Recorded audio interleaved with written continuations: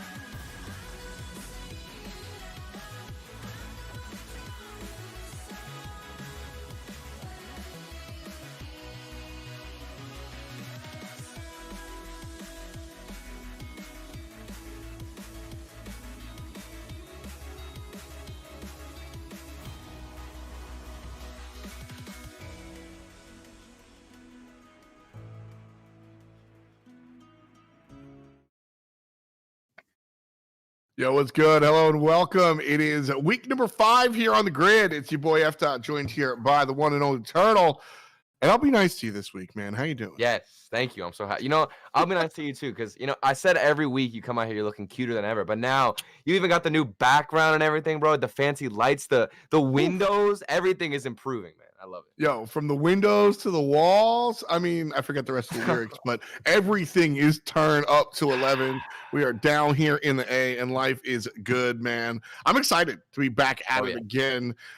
Week number 5. We've got a lot on the docket. Our bracket this week is going to be interesting. But let's take a look last week. Week number 4 was not numero uno. We've got to turn things up. So the recap coming your way. This was us last week, Alpine Esports, week 4. Came from a broken home. I've seen so many people go. Learn to make it on my own. It's easier for me to be alone. So how are you? Keep cutting through. Claiming you're not like the other guys. And only if I could give you a chance. Show me that you mean it. We'll feel some type of way. Good morning, good afternoon, good evening, depending on where you're joining from. What's good, friends? It's F. Your boy Turtle here one more time. Week 4 of the grid. Here is Alpine Esports. That's right, baby. Percy the Majicbear, that's how it's done.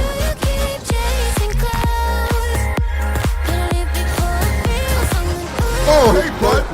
Off the backboard. 3-net pass. Oh, it's so good.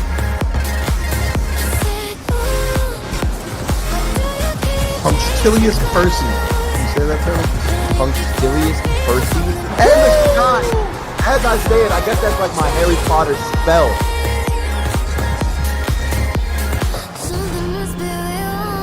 Get scared, I'm shaking it. I'm not, I'm chilling. Okay, we have the fake from Jordan. This could be it. There's some space in the midfield. Get that pass off the Majicbear. It's in the middle. And the shot. I'm chilling. Under the belt, so they might not be as warm. So it's nice to have that first game to kind of figure things out. And it will be a huge advantage of Percy. Okay.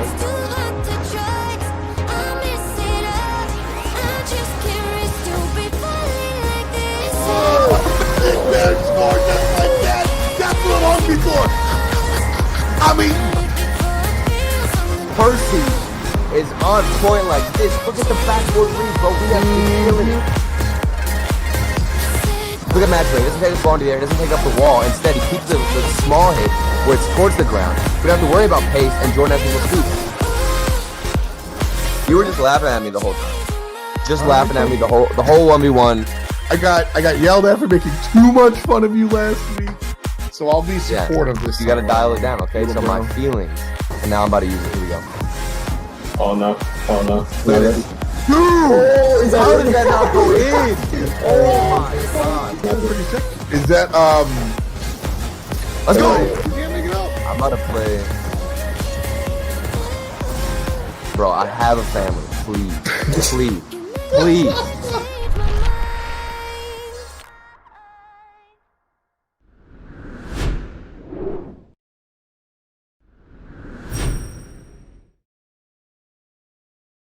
Week 4 in the books there, and shout out to Doomsy who put together a dope video, straight up and down. He's so good. He's so good at editing, man. He makes us look like we have somewhat skills here with casting and saying jokes. I'm still a little bit upset about that other goal too. Like I'm kind of tilted, but we move on, man. It's funny. Sometimes people are like, oh, like how much are these guys into it? How much do these guys care? Dude, Turtle, while we were watching the recap, was like, no, man, all over again. My man got heated. That goal is unacceptable. I don't like it. We'll keep that energy because let's take a look at this bracket, and you're about to get heated one more time. Okay. So our games today, Alpine will play up against Energy, and that's going to be an uphill battle. So we'll get to that when we get to that. The Peeps go up against Xset. KCP will face off against Plot Twist, and then Rogue will go up against Karma and Charlotte Phoenix. We'll see how all those matchups work. We can talk a little bit about them as well. I mean, the Peeps versus Xset. That's an interesting one. Xset has a lot of eyes on them, but the Peeps remain to be the guys. Yeah, I mean, you're looking at that series and you can't help but just adore the Pete's for the underdog story they got behind them. They've been doing well in the regional. They've been putting up a lot of results. Then we go down, we got Plot Twist, KCP. I'm going for Plot Twist, but there's a lot of underdogs here on our side of the bracket. And just things in general when it comes down to looking at every single matchup, it's getting more difficult. That's the great thing is we're seeing teams get experience, get practice against the big tier teams, and now the gaps are just closing, F. Dot. That's the big deal. You know, we'll see Rogue and Charlotte Phoenix, where again, there's a gap there, but it is getting smaller. We'll see how that one works out. And we don't really got to talk about the gap between Energy and Alpine. You know, that's There's yeah, no it's gap just at an all. I uphill don't know what you're talking about. We have to be delusional, okay? Yeah, we gotta climb to really see how this one works out. Obviously, your three favorite players are going to be taking the field today. It's Majicbear, Jordan, and Percy, and they'll be going head to head against some of the most storied players in all of Rocket League. Oh yeah, we got Mr. Squishy M, Justin, and Garrett G. I mean, you know, this is where we usually lead with the hard-hitting analysis, but folks, this is where I want to say, oh man, they're good. Oh yeah, this is going to be tough. No matter how you view this or what you think Alpine can come out on the field with, NRG are just leagues above so many teams, if not one of the best in North America. Garrett G, Justin, Squishy, all three household names at this point in Rocket League. But this is a rematch that we did see in the regional event. Alpine had climbed their way to the playoffs in the first regional in North America. Now we're going up against NRG again. We got 3-0. We got swept. Absolutely swept by them. We were getting exploited on defense, but I think this is going to be different. I hope so. You know, this is one where you kind of look at what happened last time. Like you said, we've had a chance to go up against Energy, not just in the bigger picture, but here on the grid, we've seen it, and things didn't go well. But I always talk about when you lose, how good of an opportunity that is for the coach to really come in, step, and get these guys kind of working. And that's exactly what we look to Miztik to do. Energy is one of the tallest tasks that Alpine will have in front of them in order to deal with them in this season 10. So they turn to Miztik. We turn to Miztik as well, and this is what Miztik has to say about the guys heading into this week. Basically, just going to go through our last week of the grid and give you an idea of how we felt. We started off the day against G2, which is obviously not a matchup anyone really wants to start the day with, so that was fantastic. Sadly, we did not start off the day very well. We lost 1-3 to G2. That's grid though. Obviously, there's a bunch of matchups. You have to bounce back and be ready for the next one. And that's what we did. We next played against Exet. That's a nice matchup for us. We were confident we could bounce back and start doing well again. We take that series 3-1. Like I said, nice and comfortable. Put us in that playoff qualification match against PK, which is, again, one of those teams where it's not super comfortable going into. It's a team that's very in your face and very annoying. We came into that series and we got kind of pressured out the wazoo, and that high pressure situation kind of won them the series 3-1.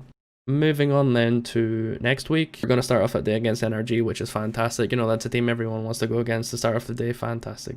We just came off a loss in top 8 of regionals to NRG actually, so we're looking for a bit of revenge on that one. I think NRG are up there with one of the best teams in exposing our flaws, so we've been working hard to kind of get those a little bit more under control and go from there. It's nice to have that chance at revenge. That's one thing the grid is very good for, you know, to bounce back and hopefully build a little bit of consistency. So to start off the day is obviously against NRG. On the other side of our bracket is Rogue versus Charlotte. Two very solid teams. Rogue we've been actually doing fairly well against. We're trying to build consistency against them, and they're a matchup that we don't mind too much. On the other hand, they're Charlotte. We were a fairly comfortable matchup for them, I would say.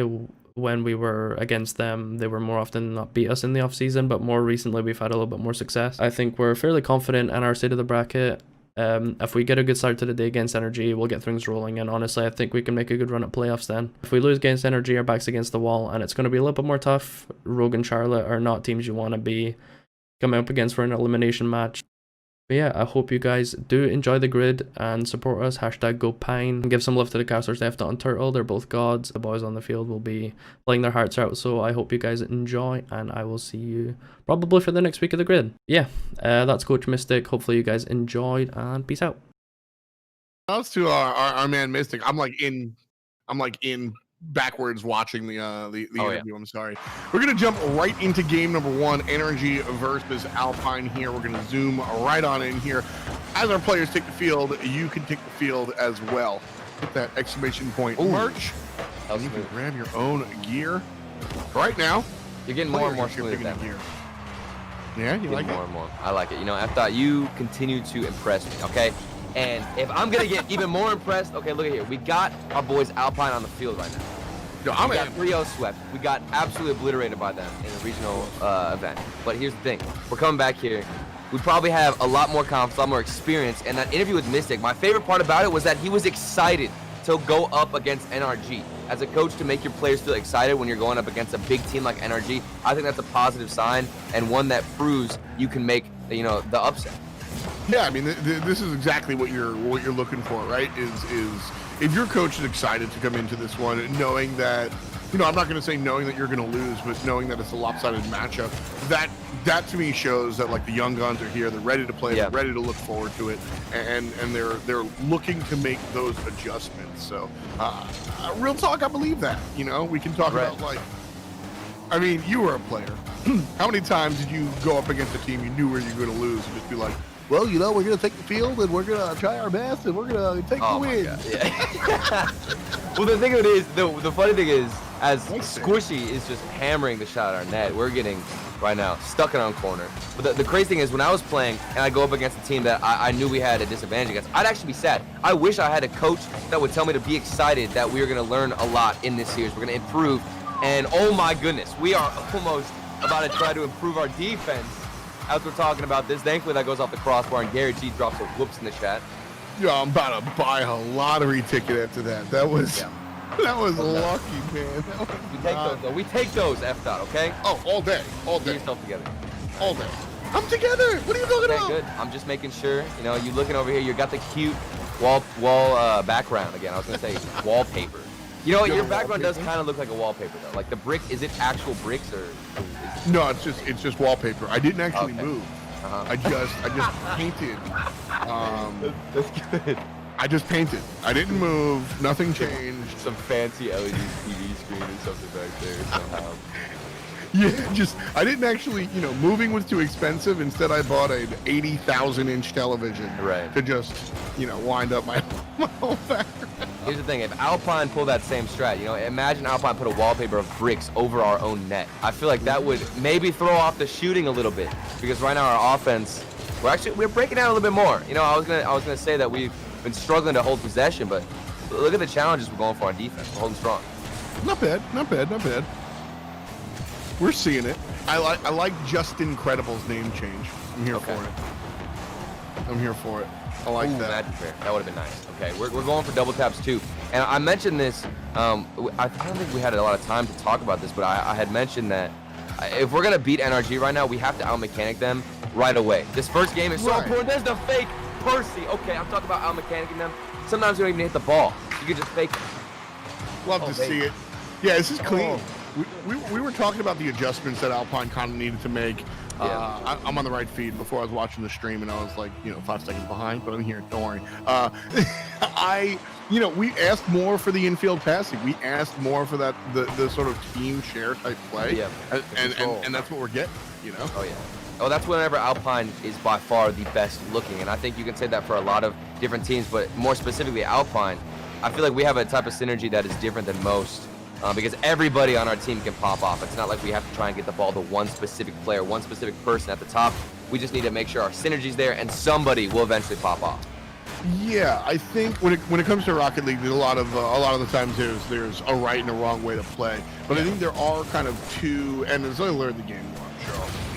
But like there are two approaches for sure. Some teams are better in transition, and other teams are better kind of like doing the half-court control style. Right. And that's absolutely where Alpine is. No sweat. We're Dude, we are escaping with murder right now. I don't know how on earth they have not scored, but there's 45 seconds left. 2 goals now have slipped away from NRG's hands, and somehow we still hold this lead. Nah, we straight. Garrett's gonna pop one up, and Percy's right on there. No problem. No follow-up. Okay. See? Half a minute. Ain't no thing. We are definitely not scared. Dude, it's getting close, Matt. That clear was crucial, too, for Majicbear. Popping off. Our defense, while we can't get in front of those two opportunities, the fact that they missed them, every other shot we've been denying. And that is what we're looking at. Jordan with a pass cross field. That was a cute little shove. I don't think Energy was anticipating it, but honestly, I don't know if Percy was either. He didn't look ready for the first touch. So they drop the ball. Ball hits the ground. Game 1, Alpine. Let's go. That's what I'm talking about. Game 1. Good look so far. Even Miztik said that if they can get the ball rolling early on and can win this series against NRG, he thinks this will be the best playoff run we've seen out of Alpine. And I can't help but agree, because a win against NRG early on like this is huge for our confidence going forward. I mean, it's wild because when you talk about a team like this and you talk about an approach like this and you talk about a week number 4 like that, it is... Yep. Listen, like I said, I kind of made fun of the fact that like all players have to come in here after they lose and go, well, you know, we're just going to pick our bootstraps up and do it. But like real talk, there is a bounce back and there's a balance. Nobody loses to energy. Nobody loses and then comes into the energy and go, yeah, we're definitely going to handle this. Yeah. Unless they absolutely have something up their sleeve. And so here it looks like Miztik kind of got into the guys. So exactly. I'm here for it. Game 1 in the books. How does energy respond is the question. There's a very realistic approach, which is what I liked about Miztik's interview there. Yeah. He was genuinely excited to get some practice against NRG, which shows so much. And there's a banger from Percy. Okay, we got the demo. Wait, who demoed, though? Who got the demo? It was Squishy demoing us. Wait, I'm confused. I thought we got a demo on somebody else, but I guess it works out either way. Nobody's back. Percy's got a wide open net. Well, think about it this way. I mean, since Squishy went all in to get that demo, he essentially takes himself out for half of the time of the demo, right? Like, because he's going the other direction. Because if Squishy wasn't rotating straight out. That's exactly, man. That made me feel good too. Yeah, I'm telling you, I thought you're killing it, bro.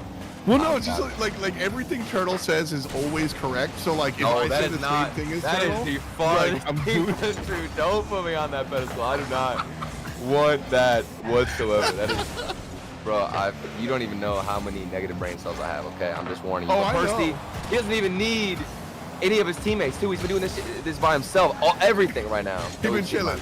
Yeah. He got it. No problem. Roll a dope. But already, again, this is exactly how game number 1 looked. A nice block there. I didn't think that was. And the second. Oh my goodness. Third shot too high. We got to get it clear here, though. This is getting a little testy. Garrett, talk to me about that, because I expected that to be a shot on goal, and instead it was just up top. Was that what happened there? I think it's more of NRG playing.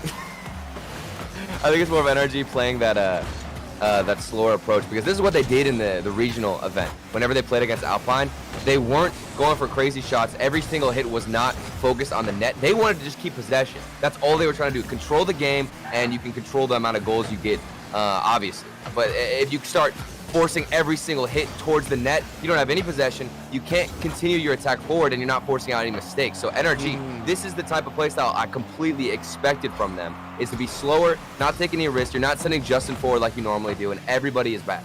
Here's the problem, though. You know, energy, the top end teams just barely missed there. Do well against the up and comers by playing that sort of popcorn offense, by just peppering the goal over and over again. Because as an up and comer, you don't have the wherewithal, mechanics, speed, etc., to kind of keep up. And as I've hammered this home enough times to have in my notes stop saying it. The slow control style of Alpine. Like, dude, if energy want to slow it down, Jordan and Percy are like, alright. Like, yeah, we're down. Exactly. And Majicbear too, if he's getting more dribble opportunities, that's the best outlet for him. Being the one player. So lots of good looks. And the crazy thing is, though, that you think that way. Oh, that was a good shot. Okay, Percy's on fire right now. The boy has been exploding. Both goals we've got have been from Percy. Yeah, and that was a steal, because that one was, energy wasn't ready for that. He was just off there and slapped it out the hands. Yeah. Like to see that move. All right. Ugly 50. Stuck in the middle. 1:56 on the clock. Garrett takes the shot. And Majicbear there to block it.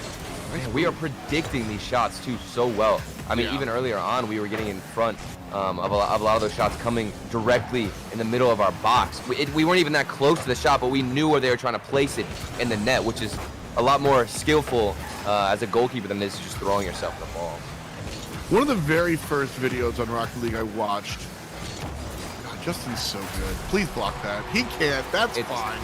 Like, I mean, do we get the replay from this point? Yeah, look at this. Just the slap out right there, and then Justin just doinks it right in, bro. That's literally 3 of our players. That's why Justin is such a star player because he can do have moments like that, where he beats all 3 players, nobody else is needed. He got the 50, that's 1 player. Dribbled around another with the flick, that's 2. And then the shot was so fast that it went past the goalkeeper, that's 3. What are you gonna do? Exactly. Like that's how I reacted. That's why I reacted. Like, how are you gonna be like? Okay, you know, that's Justin. That's him. That's doing him what he does. You know, when Jordan dunks over you, you don't get mad. You go, okay, that's Jordan. Let's get 2 points back, right? Like that's what you're at here. So you can't get mad about that one. Squishy misses the shot. Percy gets in front and kind of finds a nice look. But here's a question: are we going to OT? Oh, man, I think we are.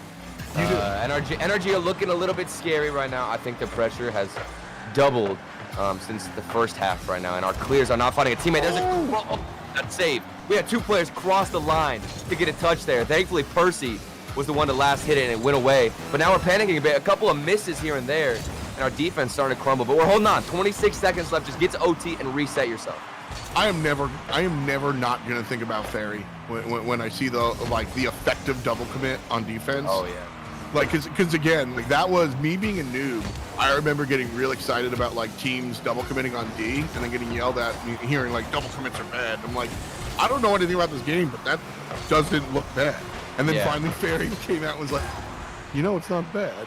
And nobody expected him to say that double commits aren't that bad. Everybody has that stereotypical view of double commits thinking it's the worst kind on a defense as we get into overtime here. But double commits, you can get a pinch off it, you can get so much more so long as you can recover after you kind of throw yourself forward. Yeah, and it's nobody likes to bring up boring games, but baseball, like, it's kind of like the backup man, right? You like the guy's going for the ball, and then you're right behind him just in case he misses. That's what the double commit does to you. Right. So we're able to save that because both players kind of jump up there. So again, contextualization is a big deal. Oh, only that's a my stiff favorite. deals with absolutes, right? Yeah, 100%. Well, and we just saw Majicbear too. I want to mention he got a couple of demos on offense. There he is again. This is what I love out of Majicbear. Thank you. This is my one thing I want to see out of Majicbear. He's got to get some demos when he is physical on offense. He's the only player with the style that can pull it off on Alpine. When he's physical, that is whenever he makes the other team panic, and you can get an easy mistake out of them. So that is such a good look from Majicbear. Midfield. But you're going to shove it in the corner here. Teammate not there. Majicbear shows up. Man, these like overtimes, I always shift into like try-hard caster mode because like I'm just so locked in for overtime. Right. Overtime scares the hell out of me in Rocket League. Like, It is, it's terrifying, man. Just watching it, but being a player in here is you're instantly panicking. And what is happening on the field? After, you care to explain what you're seeing? It looked like they were trying to parallel park at a Kroger parking lot. Like they were just bumping into each other. Wait, there's Kroger stores? That's amazing. I don't know. Wait, what? I thought Kroger was just like a brand that gets sold at like stores. There's an actual Kroger store. It's like the whole. That's like where I get my groceries. I'm gonna have to drive a couple 100 miles to go to that one. Yo, come through to my green screen set. I'm down. We'll green screen turtle in 2 minutes. 2 goals in total. Nobody really has possession. Jordan shoves it on the blue side of the field. We'll see how this one works out. So how do you wrestle control back here? Because I mean, it looks like we're just booming it. Oh my goodness. Okay. The booming strategy almost worked. That was such a good look. We had to clear off the ceiling. Somebody was forward. And you talk about managing control. You have to predict a little bit more of the passes. NRG are starting to get a little bit warmed up, which is scary because the midfield touches are always going to a teammate, and that's where they look the best. Every single touch finds somebody. Oh, you gotta hit that, bro. Oh no. No, we're good. We're good. That was a Stop doubting. hit. F that. I don't like this attitude. Okay, unacceptable. I was just because that was a perfect setup, and people were sleeping. I'm just right. Okay. Because I think very realistically, a 1-3, we call it a spaceman sweep, when you win the first game and then lose the next 3 to lose the series. I think a 1-3 spaceman sweep is very realistic for Alpine versus Energy, which is why like this second game is so important. It's crucial. Yeah. If the reverse sweep can absolutely happen, but when you just have one more to go, that becomes so much more realistic. Yeah. I mean, I spend a lot of time talking about the science of the set from a broadcast perspective, but I mean, you're a player. I mean, that's the mental aspect of that is so much different. Well, I was just about to mention, like, these players, especially on Alpine, they know what they're up against. They know the predictions and what people can expect out of the series. So winning the first game, while it gives you confidence, you know, it's nothing out of the ordinary. But if you win this second game in OT, that's when you say to yourself, it's possible, and we can actually take this series. So that's why it's so huge. Did you say it's possible? Possible, okay? New word. I didn't try to say that, but I mean, I'll take it. I will take the credit for that.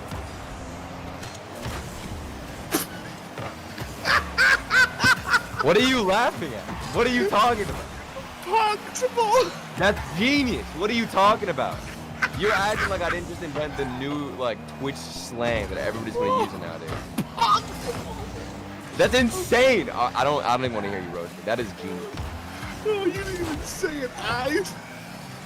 Why are you telling me that I Oh, please. No, come on, Percy, get it back, get it back, get it back, get it back, get it back, get it back, we got control. Get it back, get it back. Follow. Ugly. How close can we get to this net whenever we get the demos in? Somebody is always there to save it last second. Man, that was impossible. I'm just gonna ignore that. Mission impossible. It's just like you just see like the fucking Pepe, like my fault. You just see like Pepe, like the frog, just like coming down from the ceiling. I thought you're too involved in Twitch. Monk-assing around, bro. I don't appreciate this. Okay. Oh man. Oh well. 5 minutes of overtime. Double games. Double. This is and the weird thing is once you hit a 5-minute mark in OT, you get even more passive as a player. I think a lot of times when you're on a roster, once you realize you're like, oh my, we played another full game, we need to play even more safe, and that's what creates it to just draw out so long. Yeah, it's so tense. I mean, that's the problem. Is that trying to like relax here? Because really, when you look at Rocket League is such a smooth game, you got to be relaxed, you got to be able to find your pacing and not happen. First, he gets a demo, and that opens a little bit of a window. But dude, Justin does a great job of making sure to control things. And all right, we got demoed. I'm just gonna shove it to the outside. And we'll keep on playing. When he wastes so much time in the midfield, especially whenever he gets that first touch under control, he almost always will beat somebody from Alpine. There's a good flip reset from Garrett G. Close looks for NRG, and thanks to Justin controlling the midfield. But our defense has still been holding on tight. Our rotations haven't broken down yet, and we always have somebody for the challenge. But I'm still getting scared because we really don't have that many opportunities. Meanwhile, on the other side, NRG are just, like you said, peppering the net. Yeah, it's been largely we're just working to shove. Alpine is looking explicitly to shove and try to, keep it off their side of the court. Yeah. Doesn't really seem like they've got an opportunity to kind of grab the bull by the horns and actually drive the car. And so that's the problem here, is that we're Alpine's doing a great job of playing defense, so to speak. There's the Where's demo. the offense? The double. There's the offense. Oh my goodness, that was almost beautiful from Majicbear. We got the demo on defense, space was opened up, and Majicbear could have hit the double tab. That's what I'm saying. We saw Percy earlier, and now it's Majicbear. Any one of these players is going to pop off and has the ability to. Ooh, I mean, this is still the good part. This is still the good part. 7.5. This is insane.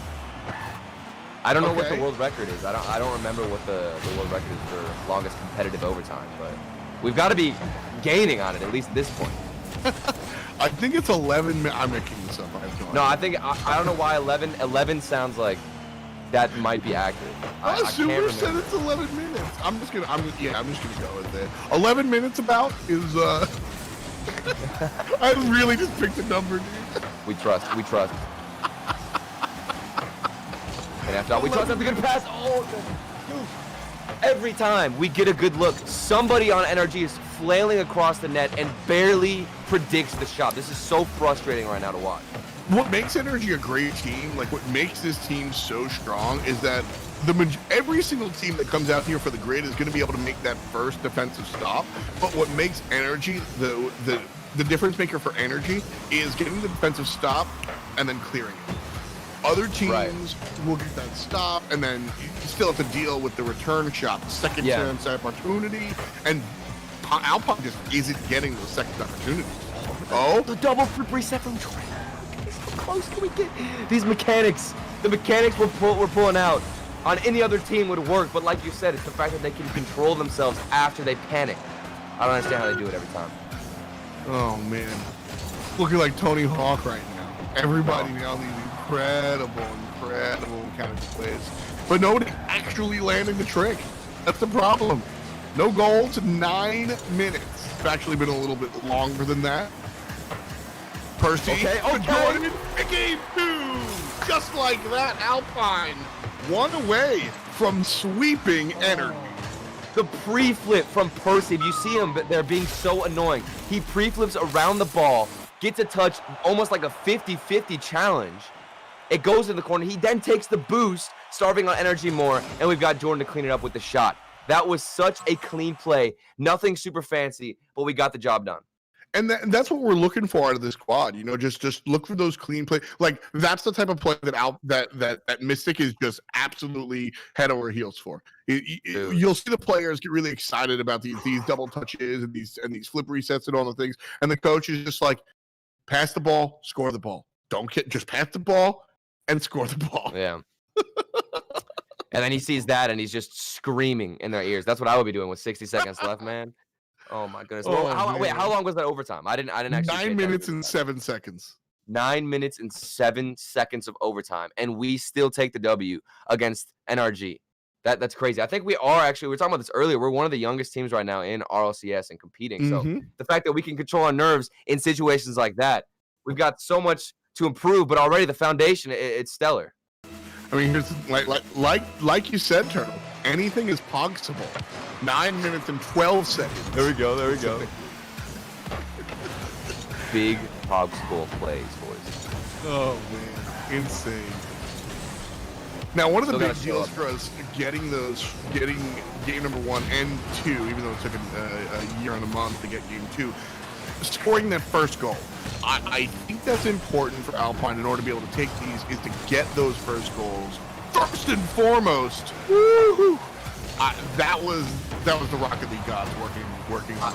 Dude, I can't even believe Majicbear went for that play. He dribbled out of his own end, which usually I'm a big fan of, but the fact that he went into the middle of our defense to dribble out was risky, but he got the flick off barely, just in time. And you were saying, what was your question again after that? Now I'm curious. Okay, what were we trying to ask? I forget. This is one of those things where I would have to agree. After and I'd say it's very possible. We started something horrible. We gotta stop though. Okay, Percy out here. I love it. I need to know what we've been doing, Alpine specifically, with our mechanics, because you compare the shots and the mechanics right now here in week 5 versus week 1, it's a world of a difference. We're hitting crazy flip resets. Jordan is so consistent. Even that OT shot was right to the corner, when maybe most definitely in week 1 we would not have hit that.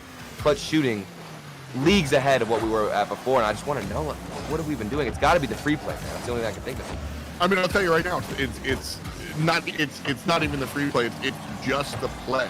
Like, obviously these guys are playing Rocket League all day, sure. But like, it's the competitive play.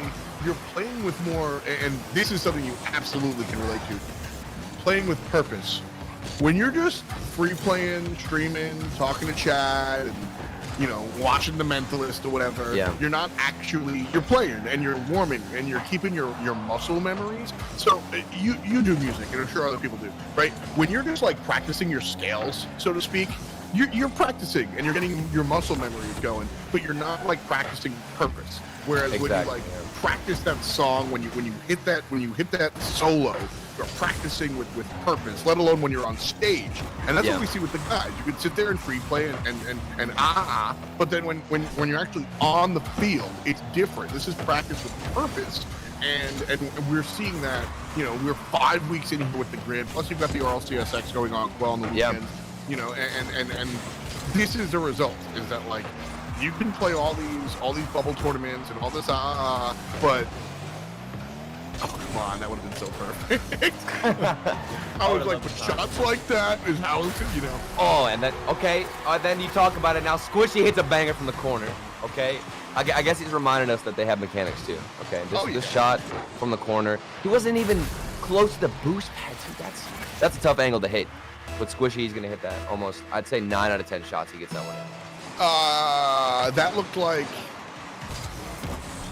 Was that Squishy being great, or did we kind of drop the ball there? That kind of. I think it was an unexpected shot. I think it's hard to predict somebody going for a shot like that. Normally, when you see somebody in the corner like that, where Squishy was, you expect a pass. So maybe we just predicted wrong. I don't think there's too much to blame on our team, but. Ideally, if somebody can see that nobody is in the midfield, that's one where you have to know where the other teammates are. If Squishy does have a teammate in the midfield, he's probably going to try and pass that out, and that's the better guess. But if nobody was in the midfield, I didn't get a chance to see, then you just assume he's going for a shot. Makes sense. That was definitely one where I was kind of in between, because it looked like nobody was there, but that's truly the deceptive part is seeing what shots are like available. You know, you're not going to guard the guy at the half court line, and if you shoot that well, so. I really like that concept though that you were thinking about with mechanics. You know, it's like stretching out our skill to the max every single week.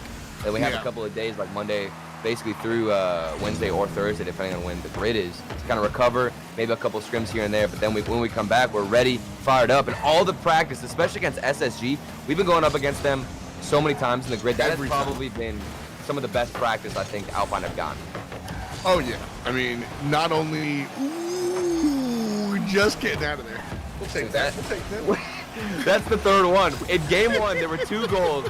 Garrett G missed one. I don't know who the other player was, but that one. This is, bro. We'll take it. We will take it. Absolutely. 30 seconds remaining. It's a 1-goal game. We just played 14 minutes of Rocket League. I don't think we're going to OT this time around. Look at this pass, though, from Squishy. It's similar to Justin in the midfield. He wins the 50, has boost to keep going, outpaces the second player, and then wraps around for the pass in the midfield. The only difference was Justin was able to do it all himself, got that shot on target, and Squishy there, he even gets the pass off. That's crazy. It's like every single time NRG have scored against us, it's one player doing all the work. Is that a good thing or a bad thing? Like, does that mean we are locking down the rest of the team, or does that mean our like man-on-man defense is lacking?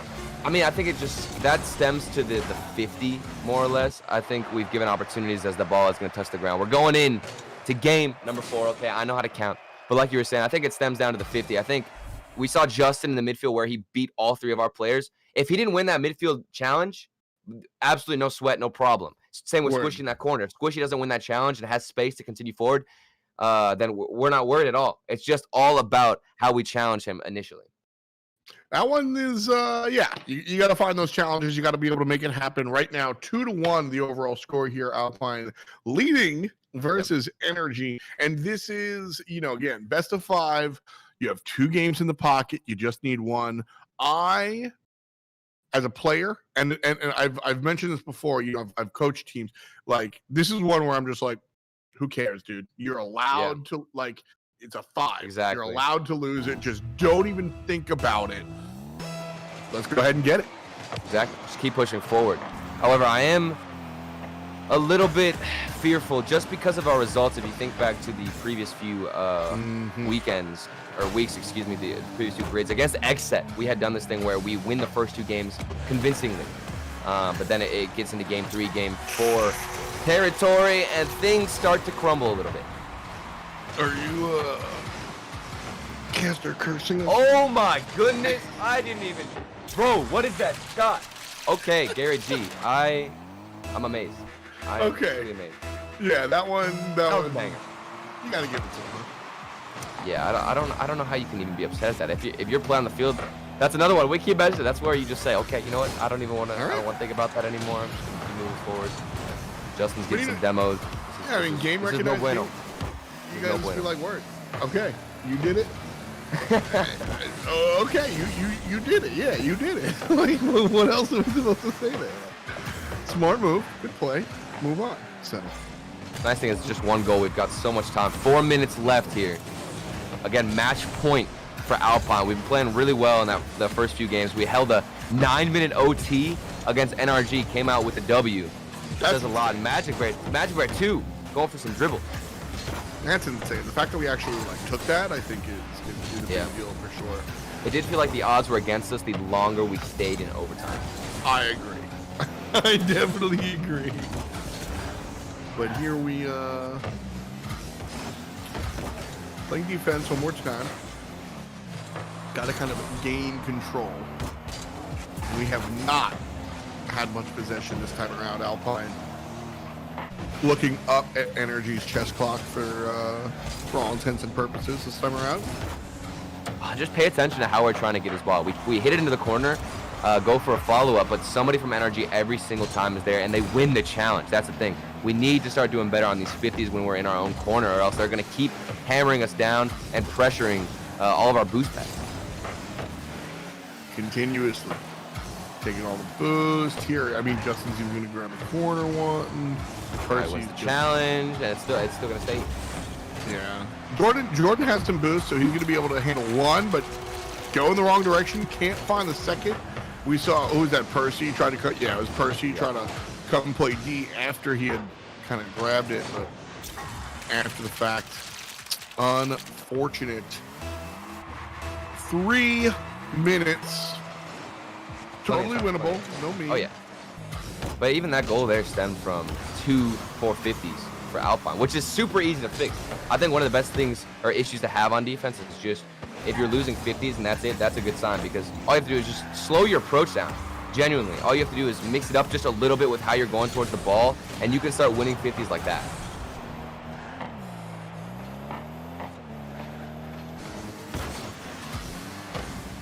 Off the crossbar, okay. Nobody following up in person, nice little clear. Still adjusting to keep this in our own half. I don't like how we have nobody forward. This is the one chance. There we go with Majicbear.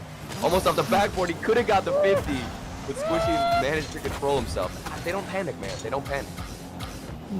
Okay, this is good. We finally have some control and a second chance opportunity. Falling a little haywire, and now we're on defense again. That was a total of 15 seconds of possession. You know, that is the metric. That is the metric that needs to jump up here, sir. Somebody's got to smack the control out of Justin's head. He didn't. We were watching his perspective. He had like 10 boosts that whole time and still managed to get, what was it, like a double tap, and then into a 50 off the ground to go in, squish it with a follow-up. Yeah, again, it does look like a Tony Hawk trick. You know, I never played any of the. I know I did. I played the one up for PS. Or no, was it PS1? Which one was it? Which one's like the really famous one? It was PS1. I'm pretty sure it was PS1. The first one, Tony Hawk. Yeah. What was it called though? Tony Hawk. No way.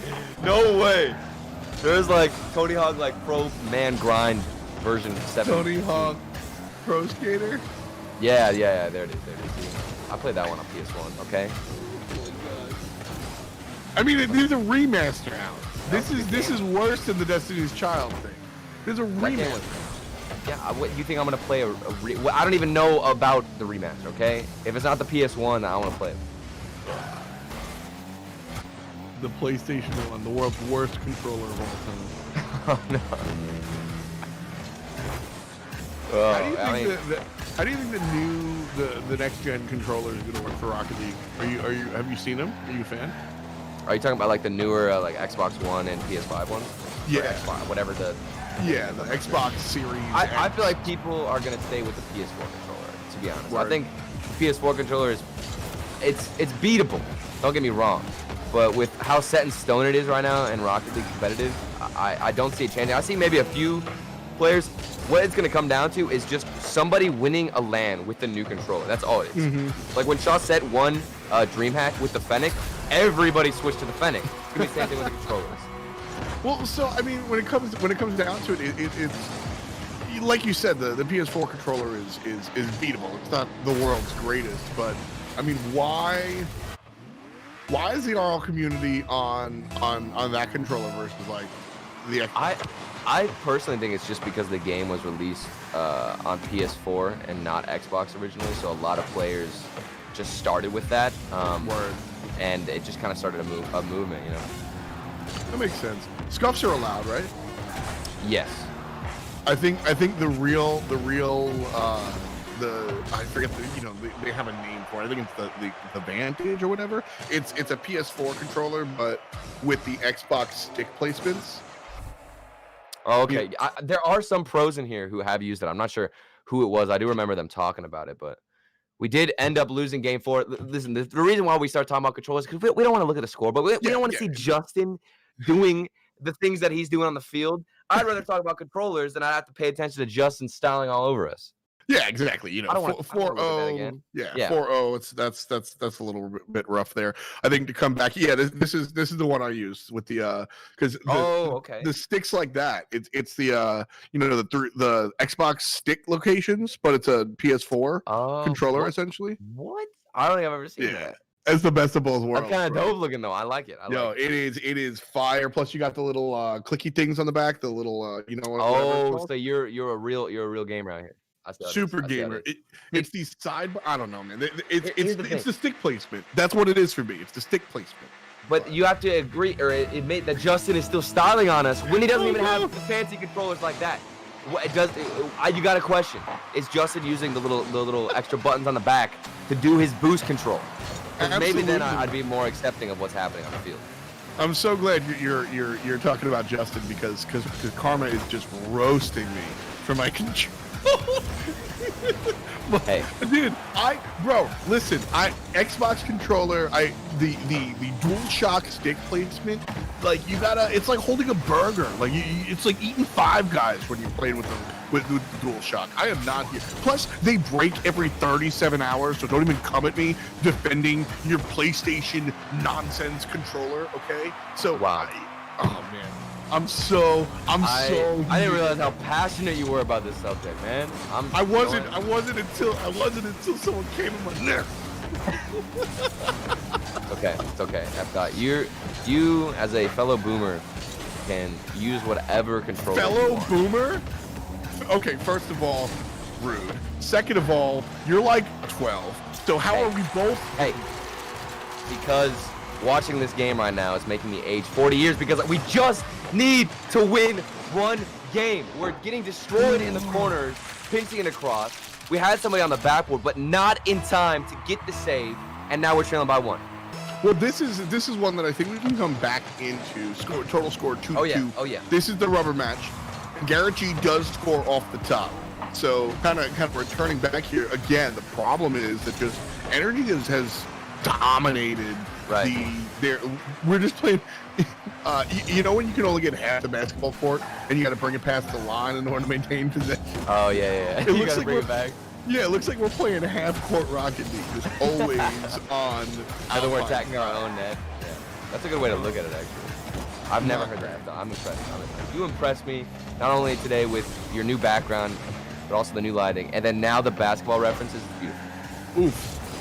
I was gonna make a Shania Twain reference, but I figured that also would okay, it's your Brad Pitt. See, now I'm just confused. But we did sink one in Jordan. Let's go. This is a reference I can understand, okay? We're talking about midfield passes, but it's a dunk that goes across. Why is Jordan there, and why is he ready? I have no idea. He read the play even better than I could have in a million years. That do impress me much. Right there, 1-1, 3 minutes to go. Again, it's about controlling. See, chat's asking for some defense. I think it's offense. We need... It's the 50, bro. It's the 50. Look at what happens when we win 150 on the defense. It goes all the way across. We got Jordan here to clean up. That's what I'm talking about. Close. So, casters always like to get up here and be like, oh, they're playing scared here, Bob. And I hate that commentary. But... That was a good impression of me. I like it. No, that was Stacks, not you. But like when that's what it kind of looked like. As much as I hate that commentary, it looked like, especially last game, we were just afraid to be aggressive and make these plays. Oh, nice block. Well, it's also a fair point too, because when we hear a lot of interviews from players, they do mention the fact that they were just playing scared and they weren't confident in their challenge, and that is a huge thing. A lot of times, if you forget about who you're playing against, it doesn't matter if you're playing against NRG or the worst team in the world, you're gonna play the same, and you're gonna go in with the equal amount of confidence. Sometimes you don't have that, and you need to kind of have a little shock in the middle of the series to say, you know, we just need to push up more and be confident, and we can take this.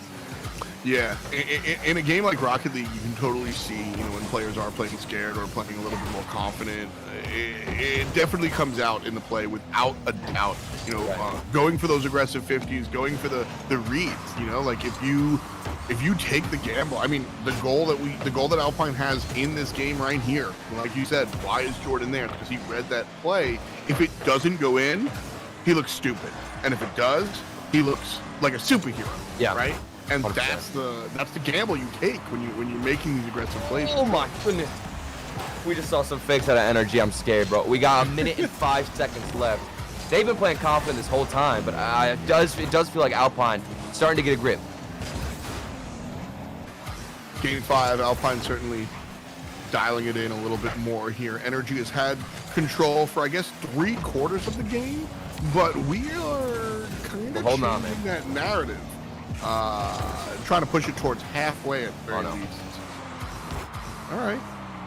This is going to be an easy block here, but, you know, so that's not even a shot. It's just sort of a shove. But it's more, what I'm more interested in is keeping the ball on this side of the field. But yeah, and that's what NRG always do whenever we play against them, which is something that we need to work on ourselves, because they're not always focused on hitting everything towards the net. They just want to starve us out, which is scary. Garrett G, you see him in the corner. He takes that boost, continue to move back, and now we're starved out. Our defense looking worse, and things are going to get pushed across. I'm getting scared. Garrett G, a shot on net, and it goes in. Why? Bro, I'm so frustrated watching this, but I'm also so impressed time and time again with NRG and how they managed to do this. Oh, man. Garrett's just in the right place at the right time. 8 seconds. We can do this. We can. Totally winnable. The kickoff has got to be there. Okay. It's okay. All right. What's happening here, Matt? Oh, it's middle. Percy. Gordon, please. No! Why did you? We had the pass, bro. That was We there. had the pass. We had the pass. That was there, dude. It was just too far forward, bro. No, I don't think Jordan could have caught up to that. I think it was just barely in front of him. Oh my goodness. NRG, they get the reverse sweep, bro. They brought out the reverse sweep brooms. This is unacceptable. I'm honestly kind of sad right now. Kind of sad, because we were holding our own against some of the best NRG pressure you could ask for. They didn't let it leave our half, and yet we kept it so close every time. F-Dot, help. Real talk. The first two games that Alpine won, they won because they were the better team on the field. And then game 3, we lost, and it was close. We don't talk about game 4. And then game 5 was close as well. Like, man. But again, you know, if I can put on my Miztik hat real quick, you know, it's that's the type of set that you go up against, and you lose to. If you lose to energy that way, that's totally fine. It's never fine to lose. I get that, but like, it's energy, dude. You know what I mean? Like, I gotta agree. But and the biggest takeaway too, if you want to put on your coaching hat, is to pay attention to the overtime win. I still think that is huge for Alpine to come in here, a team that is still working on their clutch capabilities and working on dealing with pressure. You know, we're the youngest team right now. We have a lot to work on in terms of our mentality. The fact that we can win a 9-minute overtime against NRG, you've got to take away some benefits and some positives from that, man. Absolutely. I mean, it looked clean. Again, I think the biggest problem here was keeping control and keeping possession of the ball. I found a lot of times we were just playing defense, which is not necessarily Alpine's strong suit. I think Alpine is a better offensive team than they are a defensive team. And so allowing energy to kind of block you on that side of the field, it's problematic. Yeah. But at the end of the day, excuse me, you've got Justin on the other team breaking all of our ankles, doing what he does best, F. Dot. I don't even know how you can get past that. Game 4, we don't talk about it. If anything, this is a good way to start off the day. You kind of come out here lifting the heavy weights, and then whoever's up next, we'll drop the donuts off and we'll swing with full force. We'll see if that's going to be the case here. Alpine Esports, the grid. We're coming right back on the bottom side of the bracket after this. We'll see you there.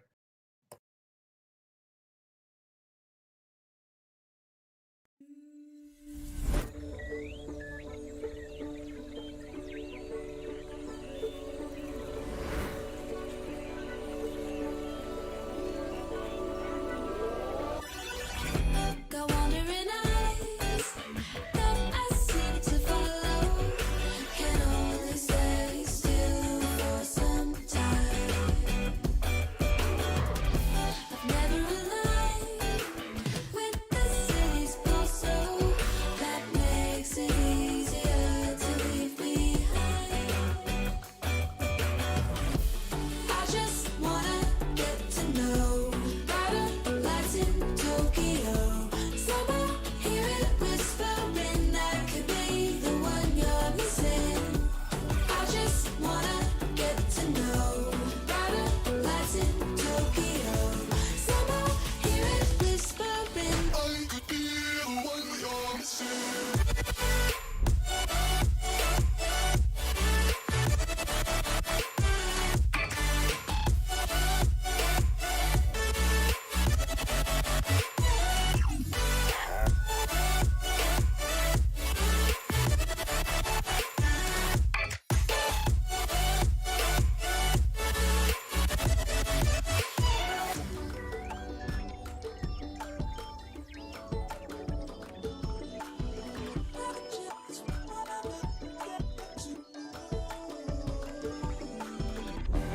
Wondering why I don't know the feeling of walking through these streets like they're mine.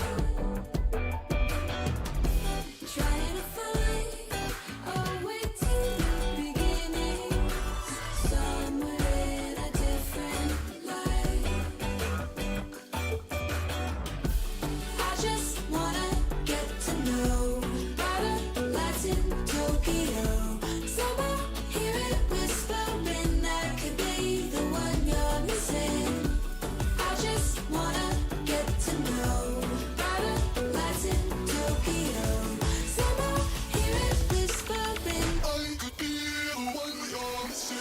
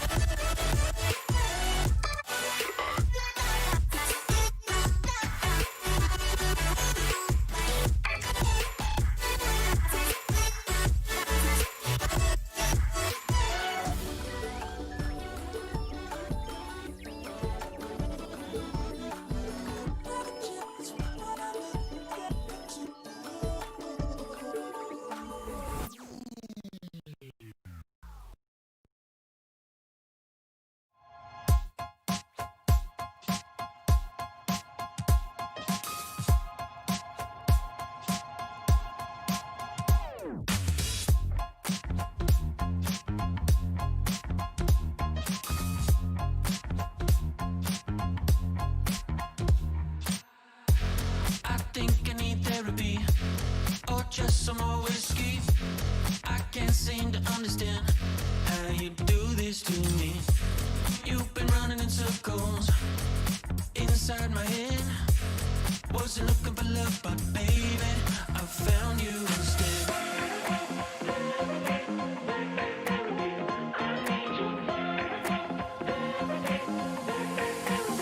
I didn't know I was a casualty until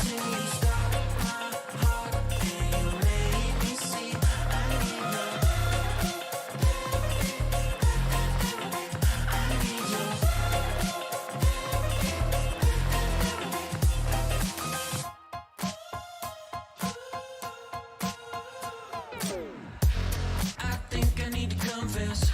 Saw you in the red dress. I can't seem to understand how you got all that finesse. Still been running in circles inside my head. Wasn't looking for love, but baby, I found you instead.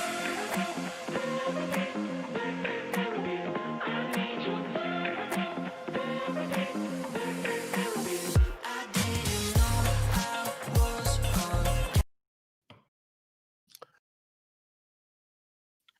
Energy behind us. Coming up next, we've got some more matches. Tom and Turtle here, giving you the business. Welcome back to the grid. Alpine Esports, etc., etc. Oh yeah, I'm a little bit sad. I'm not gonna lie, Tom. I'm Little sitting bit. here. I'm a little bit sad because even Miztik himself said it. If we had won that game, that series against NRG, I think it would have launched us on a catapult into the playoffs. But it doesn't matter because we still brought them to game 5. We still got super warmed up against them. That means in this next series, win or lose against NRG, we're gonna come in warmed up, on fire. Percy was shooting like a maniac. Jordan was warmed up later on in the series, and we clutched out in moments where we needed to, like the overtime. I think the good looks overall. Now we just come in here. We got to do a clean little game here against Charlotte. I absolutely agree. We saw the Charlotte folks in here before. Karma was just making fun of me. Oh yeah, But I still wish her well enough that we still beat her. But thank you. well, I appreciate that from Karma though. Honestly, I don't stick up for myself against you as much as I should. So she's kind of got my back here.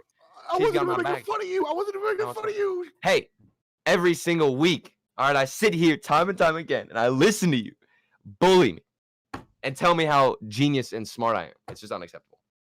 You're right. How dare I tell you how genius and smart you are, Turtle? How dare I? Thank you. Absolutely, how dare I? You know, one thing you do get right, though. One thing you What's do that? get right What's that? is the way you dress. You come Oh. through with the good Ooh. threads on every week. Me and Turtle here repping the Alpine boys. You can do the same thing at home. Exclamation Dude. point merch in the chat to go ahead and grab your climbing gear. You can be a part of the squad like us. Real talk. The hoodies are Listen. dope. F up. It's What's up? 113 degrees outside. I'm still wearing the hoodie. That's how What is comfortable it is. I'm not even joking. I have options to wear a Alpine shirt. I'm wearing the hoodie because that's how comfy it is. It's 113 degrees outside. I don't even care. I'm wearing it. 113 degrees. Listen, I'm from a place, we don't actually say this here, but people call it Hotlanta. I would never. It's not allowed to be 113 degrees. Dude, It's not allowed to be 113. That's what happens. That's what happens when you live in the desert, okay? There's a lot of heat, a lot of fire in the desert. But Jordan's got some fire himself with this shot. Look at this. Look at the pass Lot of from heat. Percy too. Okay, you Lot see of that fire. little path too from Percy? We talked about this. This is the issue with against NRG. We weren't passing when we transitioned, and now we just lobbed that one up. Nice. And did you see what Karma's wearing today? Oh no, not the Santa hat, bro. Oh no, we have to demolish. Majicbear isn't even wearing the Santa hat. This is unacceptable. What This happened? is unacceptable. You know, remember how last time I packed and I couldn't get the Santa hat out? Oh yeah. First thing I unpacked was the Santa hat. I'm just saying. Good. You're a man of good morals because if you don't have the Santa hat, are you truly a man? That's the real question. That is frustrating. I don't have a Santa hat, but I'm still a little boy. Okay? I'm still a little boy. Just a young boy. Oh no. Young boy out here. You gotta stop. Okay, wait. Now actually keep going. 'Cause it's working. Whatever you're Jordan doing, the that big time. man. There we go. You're hyping him up. I don't know how they can sense your energy or something. Yo, Pop it look off. at that. Look at that little stall right there. Just a pop up. You love to see it. We actually got linked a Twitter clip too to Arsenal getting that Insane. fake, the mind game. So for those of you who are interested in all things the grid, every single team too, we've got some crazy plays. Make sure you check out Twitter too. Because that was a crazy play. But Jordan, Yeah. now he's trying to get a little mind game of his own. I love Space Station when we're not playing against them. They're a cool squad. They're a cool group of dudes, and yeah, that was a dirty play from Marshall. And that's something that I've been seeing more and more. We talk about like we talk about like metagame a lot. And Yeah. It's gamers talk about metagame more than like traditional sports people because like, I mean, simply speaking, basketball doesn't get patched very often, right? Like there's no changes to the game, right? And Yeah. but we still see meta changes because of the way players play. And Rocket League falls into that latter category where, like, yeah, you know, sometimes there are changes to the actual game, But it's nothing more that'll often- break the core gameplay. Yeah, as we see metas evolve, it's just about how players play. When I first joined in season 9, Subi was talking about how much more physical the game was. The meta game was much more about demos. I'm sitting here and seeing a lot more this year than I did last year. Players looking for those break checks, those mind games, those dribbles, and it seems to be much more about like individual flair and being able to like outplay your opponent in season 10. Well, that's the thing that's awesome about watching Rocket League is like no matter how fast or quick the gameplay becomes, there will always be more opportunities then for you to go for mind games and slow the play down. You know what I mean? And it almost becomes a fantastic weapon to utilize against people. And Arsenal did just that in that crazy clip we saw where he got the mind game. And Jordan here, he slows it down, brings the ball closer to himself, gets a couple of mind games, forces people to go for an awkward 50, and you've got an easier shot than you would have had if you just went for a fast, quick angle. Insane. It's fun watching the players, and I think that's a, you know, when we talk about, it's easy to look at, you know, League of Legends and say this character got plus 17 strength, so he's strong now, right? Yeah. Identifying metas and why people change their gameplay in a fluid game like Rocket League is tough. But I think when it comes down to it, when we see this sort of focus on the flash, if you will, players are just better now, man. We've been playing for so many years. Like, you got to expect it out of kind of everybody. And it's at a fun point where, like, I truly believe, and this is, you know, I've bounced around from game to game, and that lets you see, like, esports from a helicopter almost. Like, shot there from shadows in the right spot at the right time. Like, the first year of an esport is always rough. But here we're like, what has it been, like 5-6 years of competitive Rocket League now? Like, all these players are inundated with how to play at a competitive level, and now they're getting creative past you learn the rules before you break the rules, and now they're doing that, and we're seeing the best of both worlds. I think it's a lot of fun. Yeah, it's really cool to see it evolve, especially because things started out where you could have a player on your team who was much slower. You could have a Gibbs on your team, essentially. Gibbs, literally, when he was on the roster, he just sat in net. The man didn't move past the goal line. I'm not even joking. Like, if you watch the gameplay, but that was the style. So everybody thought you had to have a goalkeeper. This was the way things were going to move on in the game. And you just always assign somebody to stay in net, get some boost, and go for some crazy saves. And now everybody's rushing out of the field, getting demos, being physical. We even saw the one goal out of Charlotte where they got 2 demos on us as Majicbear opens up the field, splits the defense in half, and the midfield pays off. And, you know, we talk about how things have come and why we move past them. And then every once in a while you see a reason as to, well, that's why they played the goalkeeper once upon a time. Maybe we should have a Gibbs on this team. Maybe Charlotte just needs Gibbs. Let's pick him up. Charlotte Gibbs. That'd be good. If we saw Gibbs come back into Rocket League in a pro match, I would be so happy.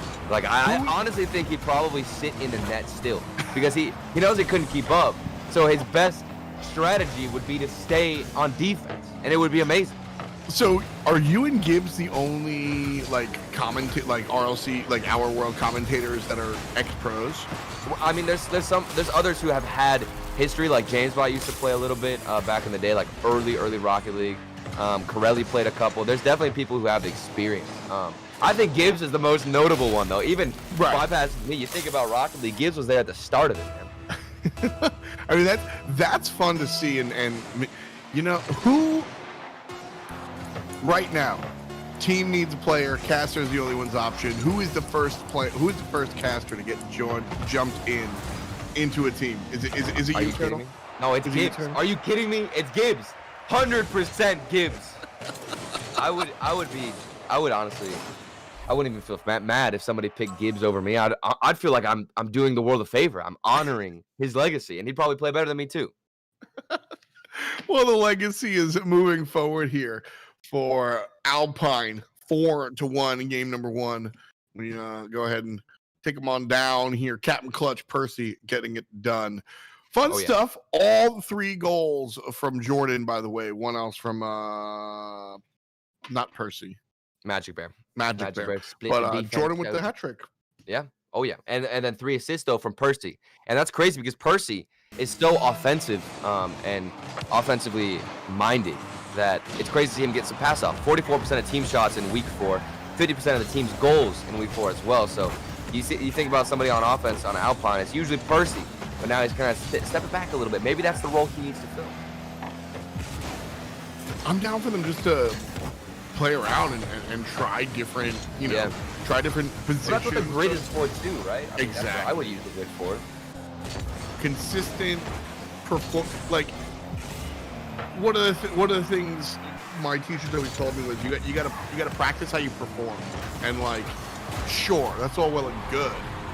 Percy performing punctiliously the way he practices. Not that word. It's back. Oh my goodness. And he recovers. Dude, that was crazy. I don't even want to try and say the word you just did. Dude. I can't ever get it. We tried last time. Dude, I don't like this. This is not an English class, okay? I'm here to watch Rocket League and not increase my tiny peanut-sized brain. Okay. Everything is an English class. I'm telling you. It's true. What a way of living life. You can always learn a new word. I feel like you're the type of guy to like have that one app that just spams you with notifications of like words of the day. I do not have an app that does that. I don't believe you. You definitely. That's like I don't my have an grandma app. has that app, bro. My grandma has the vocabulary. Well, your spam grandma app. is awesome. And that's Yeah, besides- she is. But that doesn't mean that you can't be like my grandma in some ways. Okay, I why you do saying that's not a have the problem? app. Wow. No, okay. But I do. Webster.com emails me every day. But that's besides the point, okay? It's just not an app, all right? The truth comes out. It's not an app. It's an email. That's even worse, dude. Emails every day. Why are you signed up to anything on email? I don't understand. Well, email. You wake up. You gotta check your email. You learn a new word. You know. No, I really don't. I'm so sorry. Oh my, the passing. Oh, okay. We're popping off in midfield. Whenever we go for clears, Alpine always finding a teammate. We got more space. This is light work compared to the matchup against NRG. We're actually getting given space on defense. That's the crazy thing. Well, I mean, we're getting given it. I think we're taking it. That is a big difference here for me from Alpine from set number 1 to set number 2 is how much control. You know, again, I call it the chess clock. Yeah. The amount of time you have of possession, right? Like, we have spent more time on Charlotte Phoenix's side of the field than Alpine's altogether, and that is the key. Playing half court is something that Alpine want to do. Like, I think Alpine, there are 3 states, right? Your side of the field, their side of the field, and like transition, midfield, whatever, right?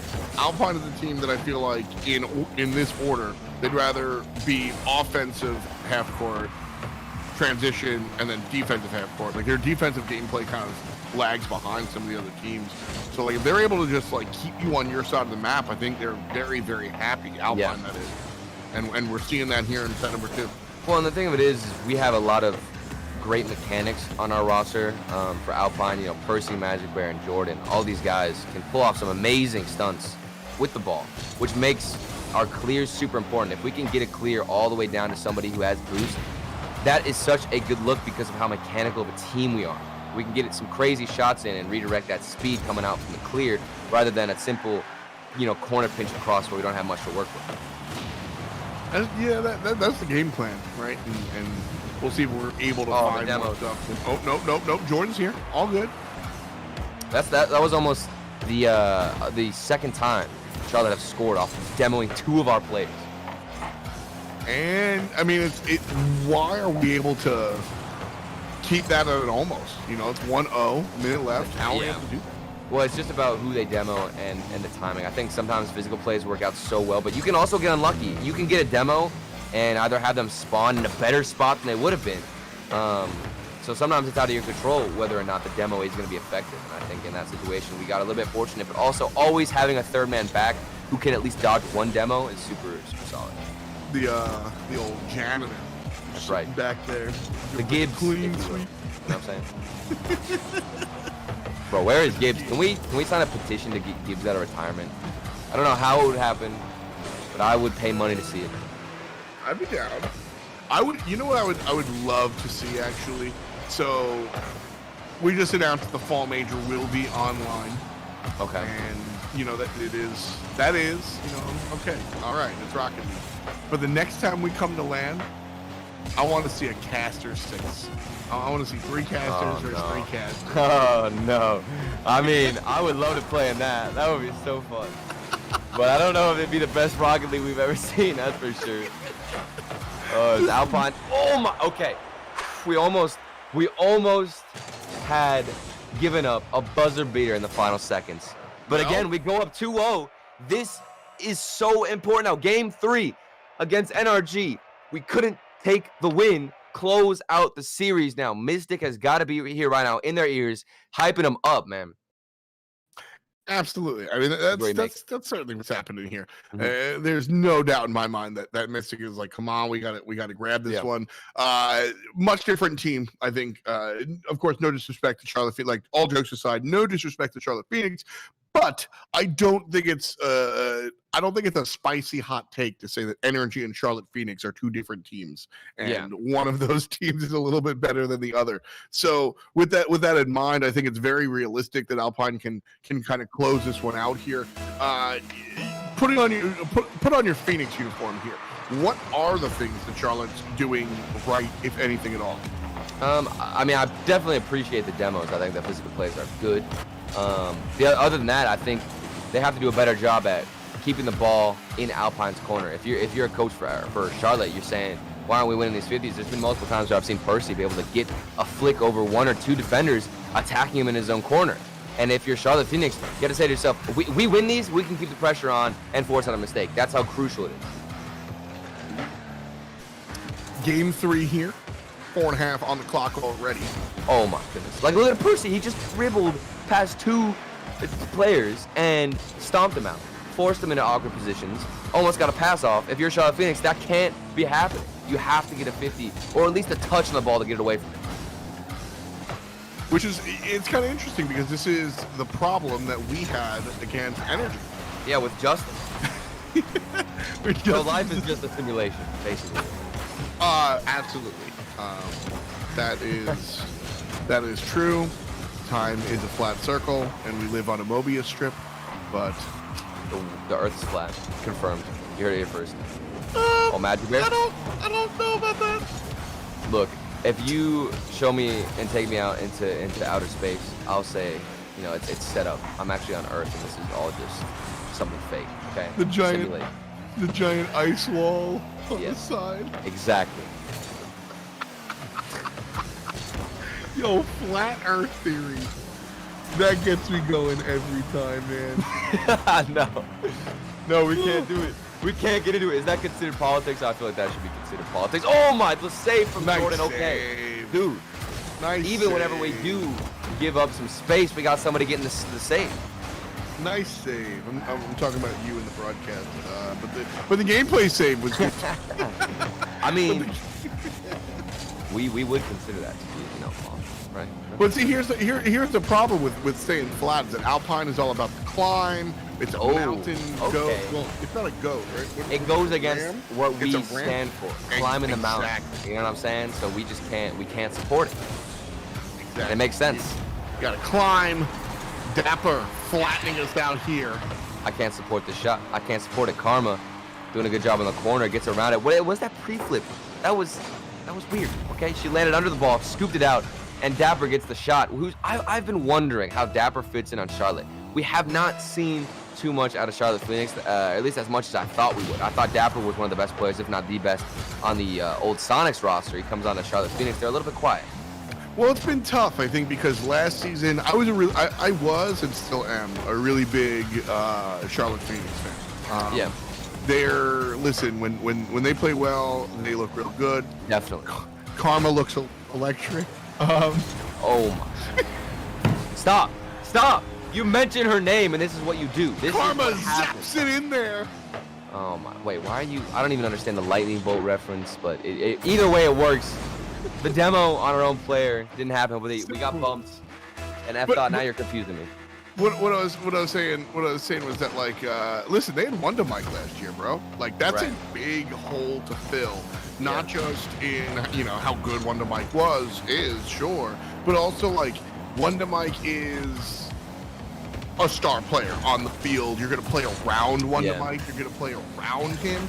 And then so Dapper coming in here isn't just about, like, filling Wonder Mike's shoes. The team has to change the way they approach the game. And so, like, it's been a month.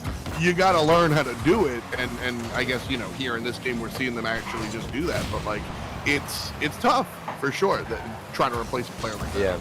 And Dapper's new playstyle, he's not the type of person to constantly commit on offense and be aggressive. He doesn't like doing that, as they barely escaped with a save there. Good pressure so far from our boys at Alpine, keeping it in their zone. And look at this little pass back I like from Jordan, keeping that possession, keeping the ball close. We talked about a lot, control, making it work, but it doesn't work with the 50. Karma almost got the double tap. Things are scary. Now, this is game 3. Alpine struggled to close out against NRG. Oh my gosh, and Percy, he pulls an Arsenal. Nice.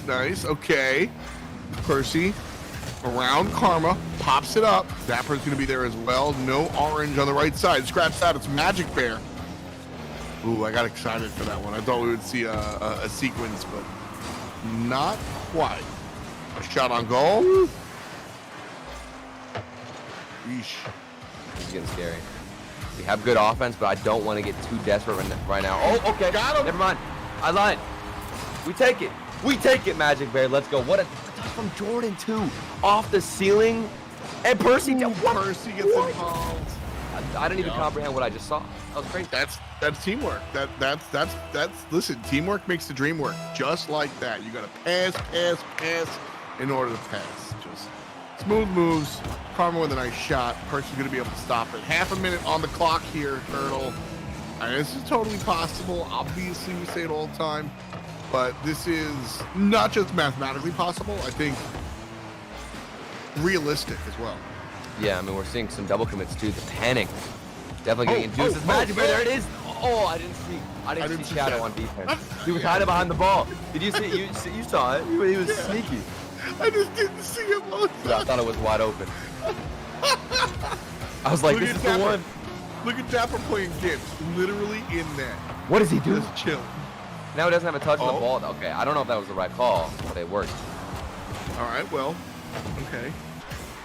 Keeping the ball up here. One more shot, we're good.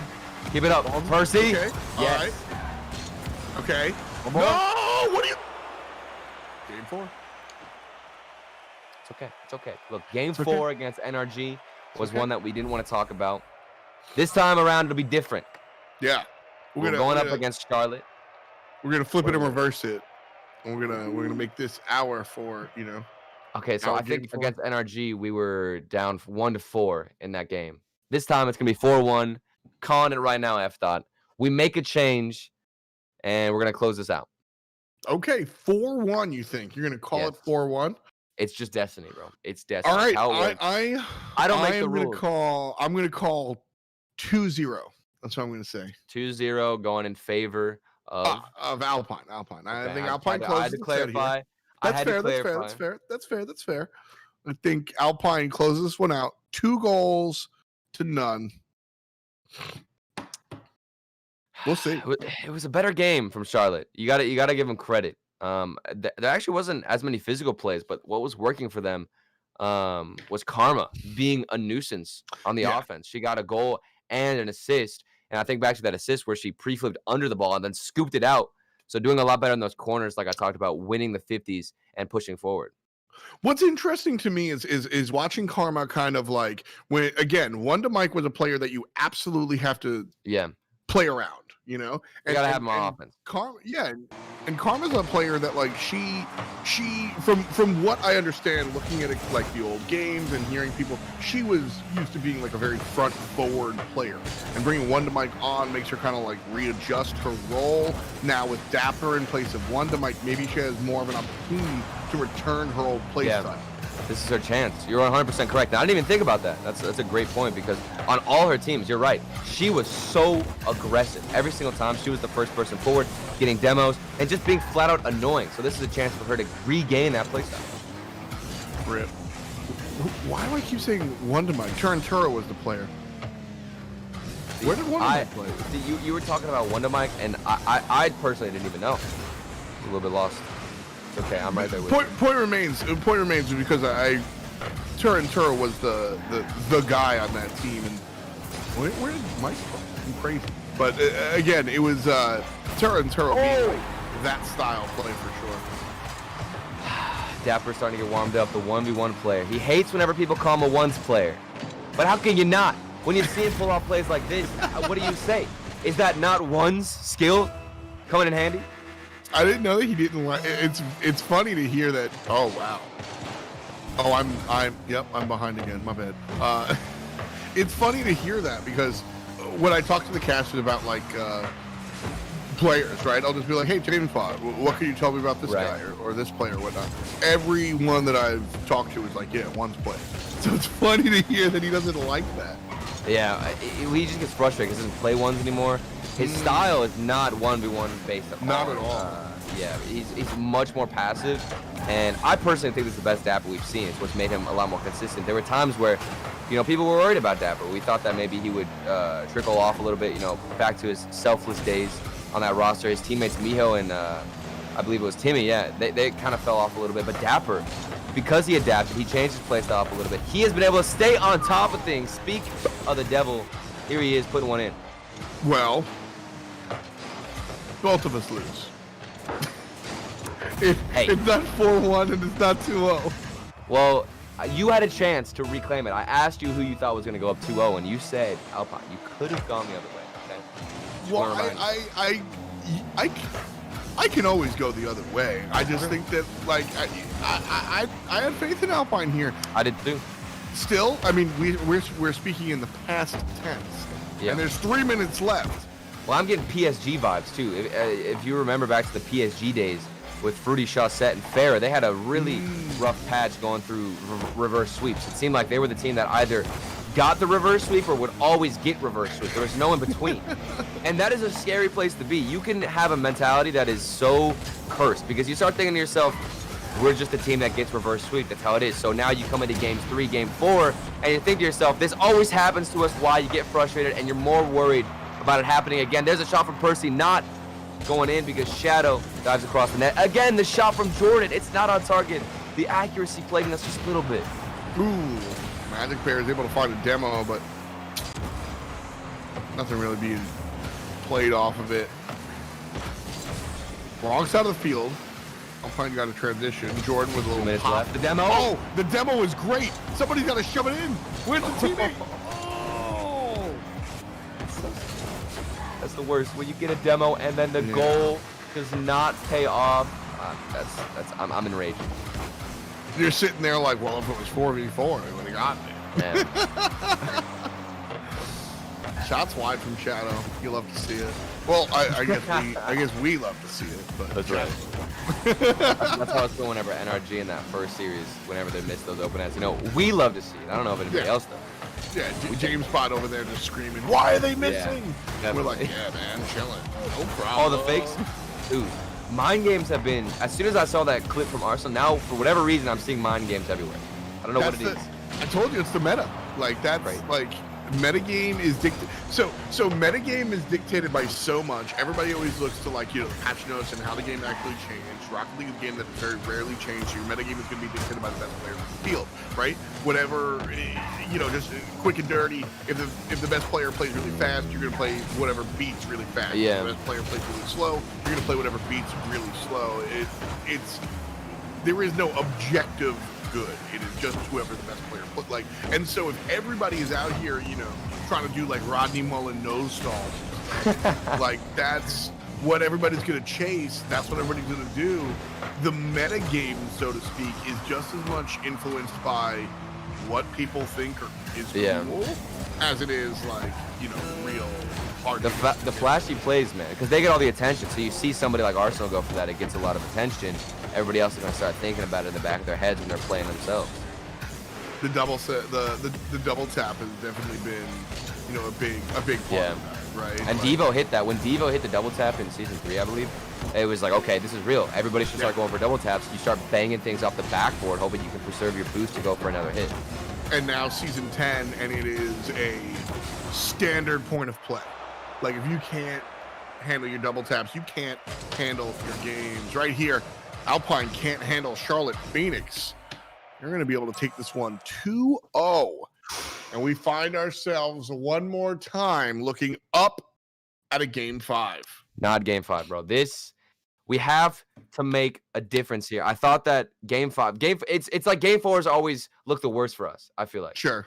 Yeah. Against NRG, we kind of struggled to keep ourselves in the race. We got into game 5. We brought it to a 1-1 scoreline, I think it was. Then NRG just barely scored one at the end there. Mm-hmm.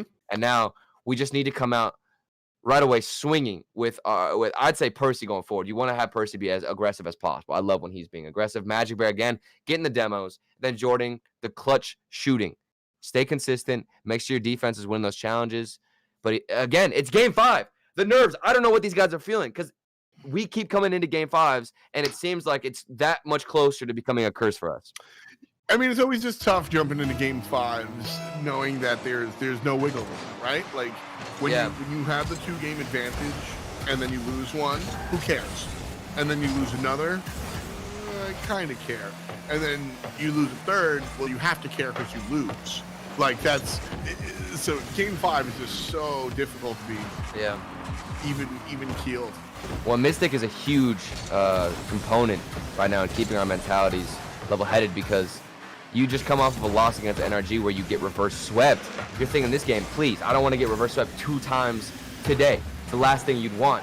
Frustrating days, they're the worst whenever you're getting reverse swept. A loss is a loss, but whenever you come that much closer to tasting victory, it's even more painful. Man. Finally, it looks like there's a little bit of all under control, but just like that, Dapper they will snatch it away. Karma. She's so good right now at being aggressive and sneaking her way into those tight little positions so she can slip out with the ball. You saw her go in there whenever everybody was, bunched up. She just gets it, takes it up the wall. She's got more space to work with. Karma just straight up looks better this season than she did last year. I mean, she improves every year, though. That's the crazy thing. Her work ethic and her determination in this game is something you have to admire. It's insane because I think you see it. Shouts to Greasy Meister in Europe as well, because playing in the pro league, the top side, the RLCS, and then getting demoted to the rivals. Oh, let's go. Nice job, Majicbear. Nice job. This is just a clean little boink over the There's top. one, and there's 2. And the pop shove it. Nice job there. Coming back to the conversation about Karma and Charlotte Phoenix, getting relegated and demoted and sticking to it is one of the most difficult things to do in sports. Yeah. Like, you used to be the guy, and now you're not. And now Majicbear's the guy. Okay, this guy's getting set up beautifully by Percy, but he comes in with a firing shot. Look at this. Yeah. Look at how fast he was to get up this ball and beat out Boing. Karma from getting a touch. There it is. Beautiful. It's the weeb span. It's the weeb span in chat. That's what's doing it. That's what's doing it. Everybody out here just That's what we need in game 5. Spam this Mercy to activate Percy. That's the only thing we care about in a game 5. I hope nobody's getting timed out for spam, which is good. But I am a fan of like bleachers. Ooh, nice job from Karma. Okay, so we got a ball game here. We will stay in caster mode. We won't go into like 4-0. You should have mentioned it. I don't know where you're going with that bleachers. I was confused for a second. No. I like when chat gets like. I like when chat's all like the bleachers. Like we got the chant going. Yeah, like in Europe you have the football songs, and in NA we don't really do that with any of our sports except for hockey. Yeah. We have our like hockey songs or whatever. But like all the spam this rice to help out ice. Like I love that stuff. That's right. I hope I didn't make anybody mad at Alpine. Well, Alpine needs the energy more than ever. I mean, we're in game 5. They might not have chat open. I don't know why they would, but in the rare instance they did. Players Okay? have chat open. What do I you know. mean? You know, Lachinio used to play with chat open. It's possible. Some players. Why would you some players ever consider do it. that? I have no idea. But if that's the case, okay, Majicbear needs the energy now more than ever, okay? And this is when we give it to him. We're in game 5. We have a 1-goal lead, 2 minutes left. The demos are coming more and more on our side on defense against Charlotte Phoenix. I'm a little bit scared. I just want us to hold on and hold down to these corners because that's where Charlotte Phoenix have been striking. Exactly. You gotta watch out. No. Dapper! Nope. We're good. We're chilling. Absolutely no worries. See? You're able to take it up. Important distinction, chat. No one-man spam. Don't sit here and spam your thing over and over just all by yourself. It's about the unification of chat. That's how you give your energy to the right. people. Sort of like Captain Planet, right? With your powers combined, you are Captain Alpine. Percy, getting it done. How did that work? I thought I'm amazed. That was beautiful. The chat spam worked. It wasn't for Majicbear, but it was for Percy. Maybe he has the chat open. He heard what you were saying too, Captain Alpine. Yep. That's what I'm talking Able about. to make it happen. 1:17 on the clock, 3-1. We got that security. Alpine leading this one. I'm feeling good. That's no safety net too. I'm feeling good too. All right. We've had good looks at net. We've scored a couple of times. Shout out to Majicbear for being a clutch shooter. That's not the best 50, but Jordan gets in the way. That was huge. 1 minute left. Nobody gets in front of that ball. It's 90% going to end up in a goal. You know how comfortable I am? Ow. F-time? Why? I didn't. You talk about being comfortable. There's 46 seconds left. Are you still comfortable? Are you still comfortable? I didn't say anything. Answer the question. Are you still comfortable? That's what I want to know. I'm always comfortable. I'm comfortable too. I'm chilling. No worries, no sweat. No sweat at all. 45 seconds on the clock here. I've actually never been Majicbear? worried my entire life. I have never once ever been worried. Okay. I'm glad we're on the same page here. Never. All right. Okay. Exactly. Oh, Majicbear is slapping himself. That was so fire and off by like 1 centimeter.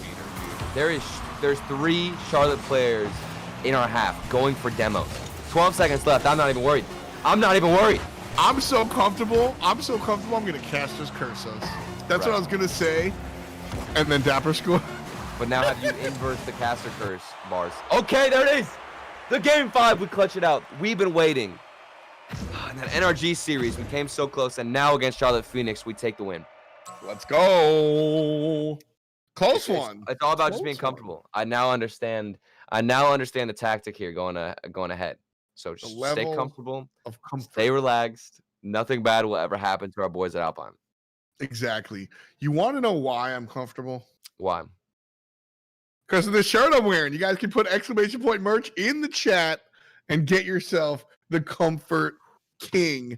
By the way, I just want to point out the caster synergy. Before I even said the words, I saw you. I knew what you're talking about, bro. I tossed it up. I was like, I tossed it up to you, and you dunked it. Let's go. Bow! Puts it in. Alpine puts it in as we move past Charlotte Phoenix. So do we have the results as to who we're going up against next? Let me see.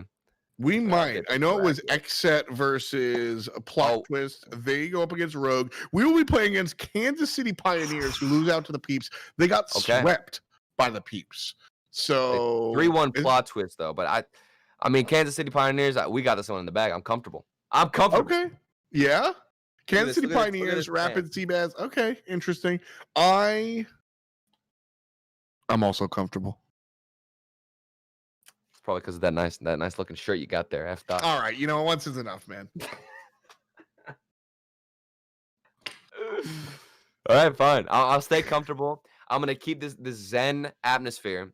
We're gonna go up against Kansas City Pioneers, who I have not seen too much of.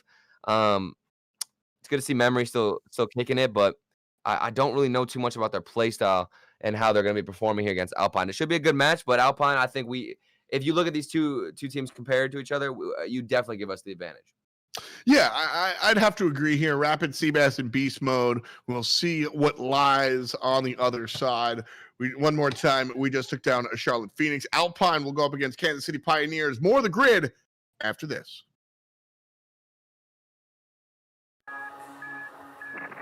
You have habits just like me.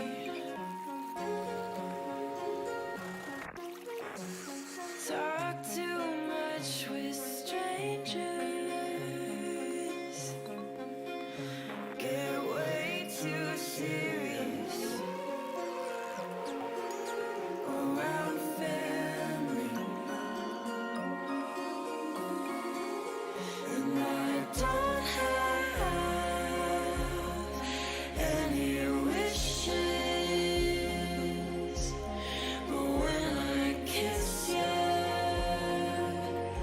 our lips fit well. And I don't have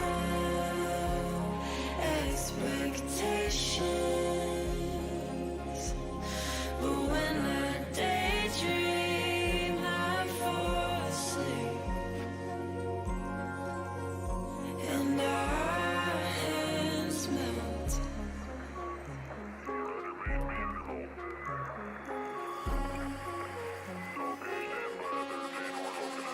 It started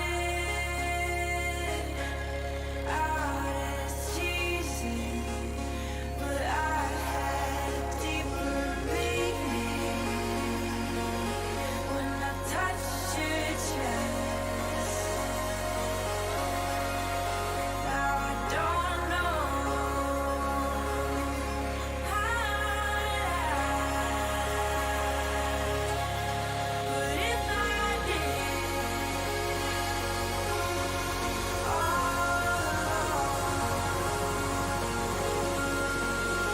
and I don't have any wishes, but when I kiss you, our lips fit well. And I don't have expectations, but when I daydream, I fall asleep, and our hands melt.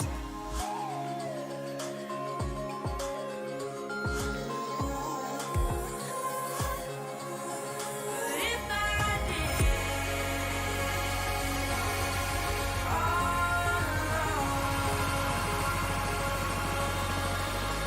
I don't have wishes,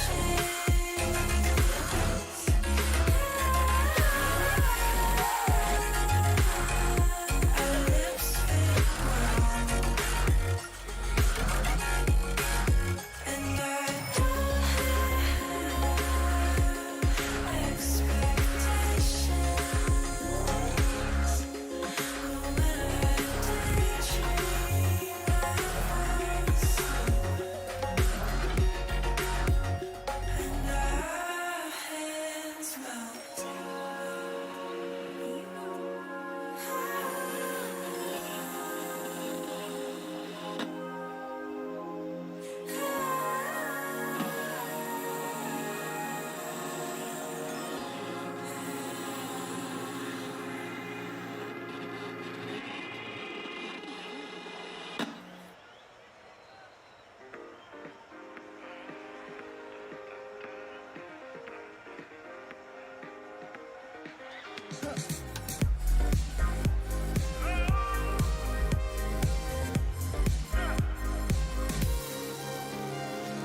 She found a way into my heart. Oh, oh. She don't make up, no, she make art. And I need a way to treat it, 'cause I keep getting high off of her. Off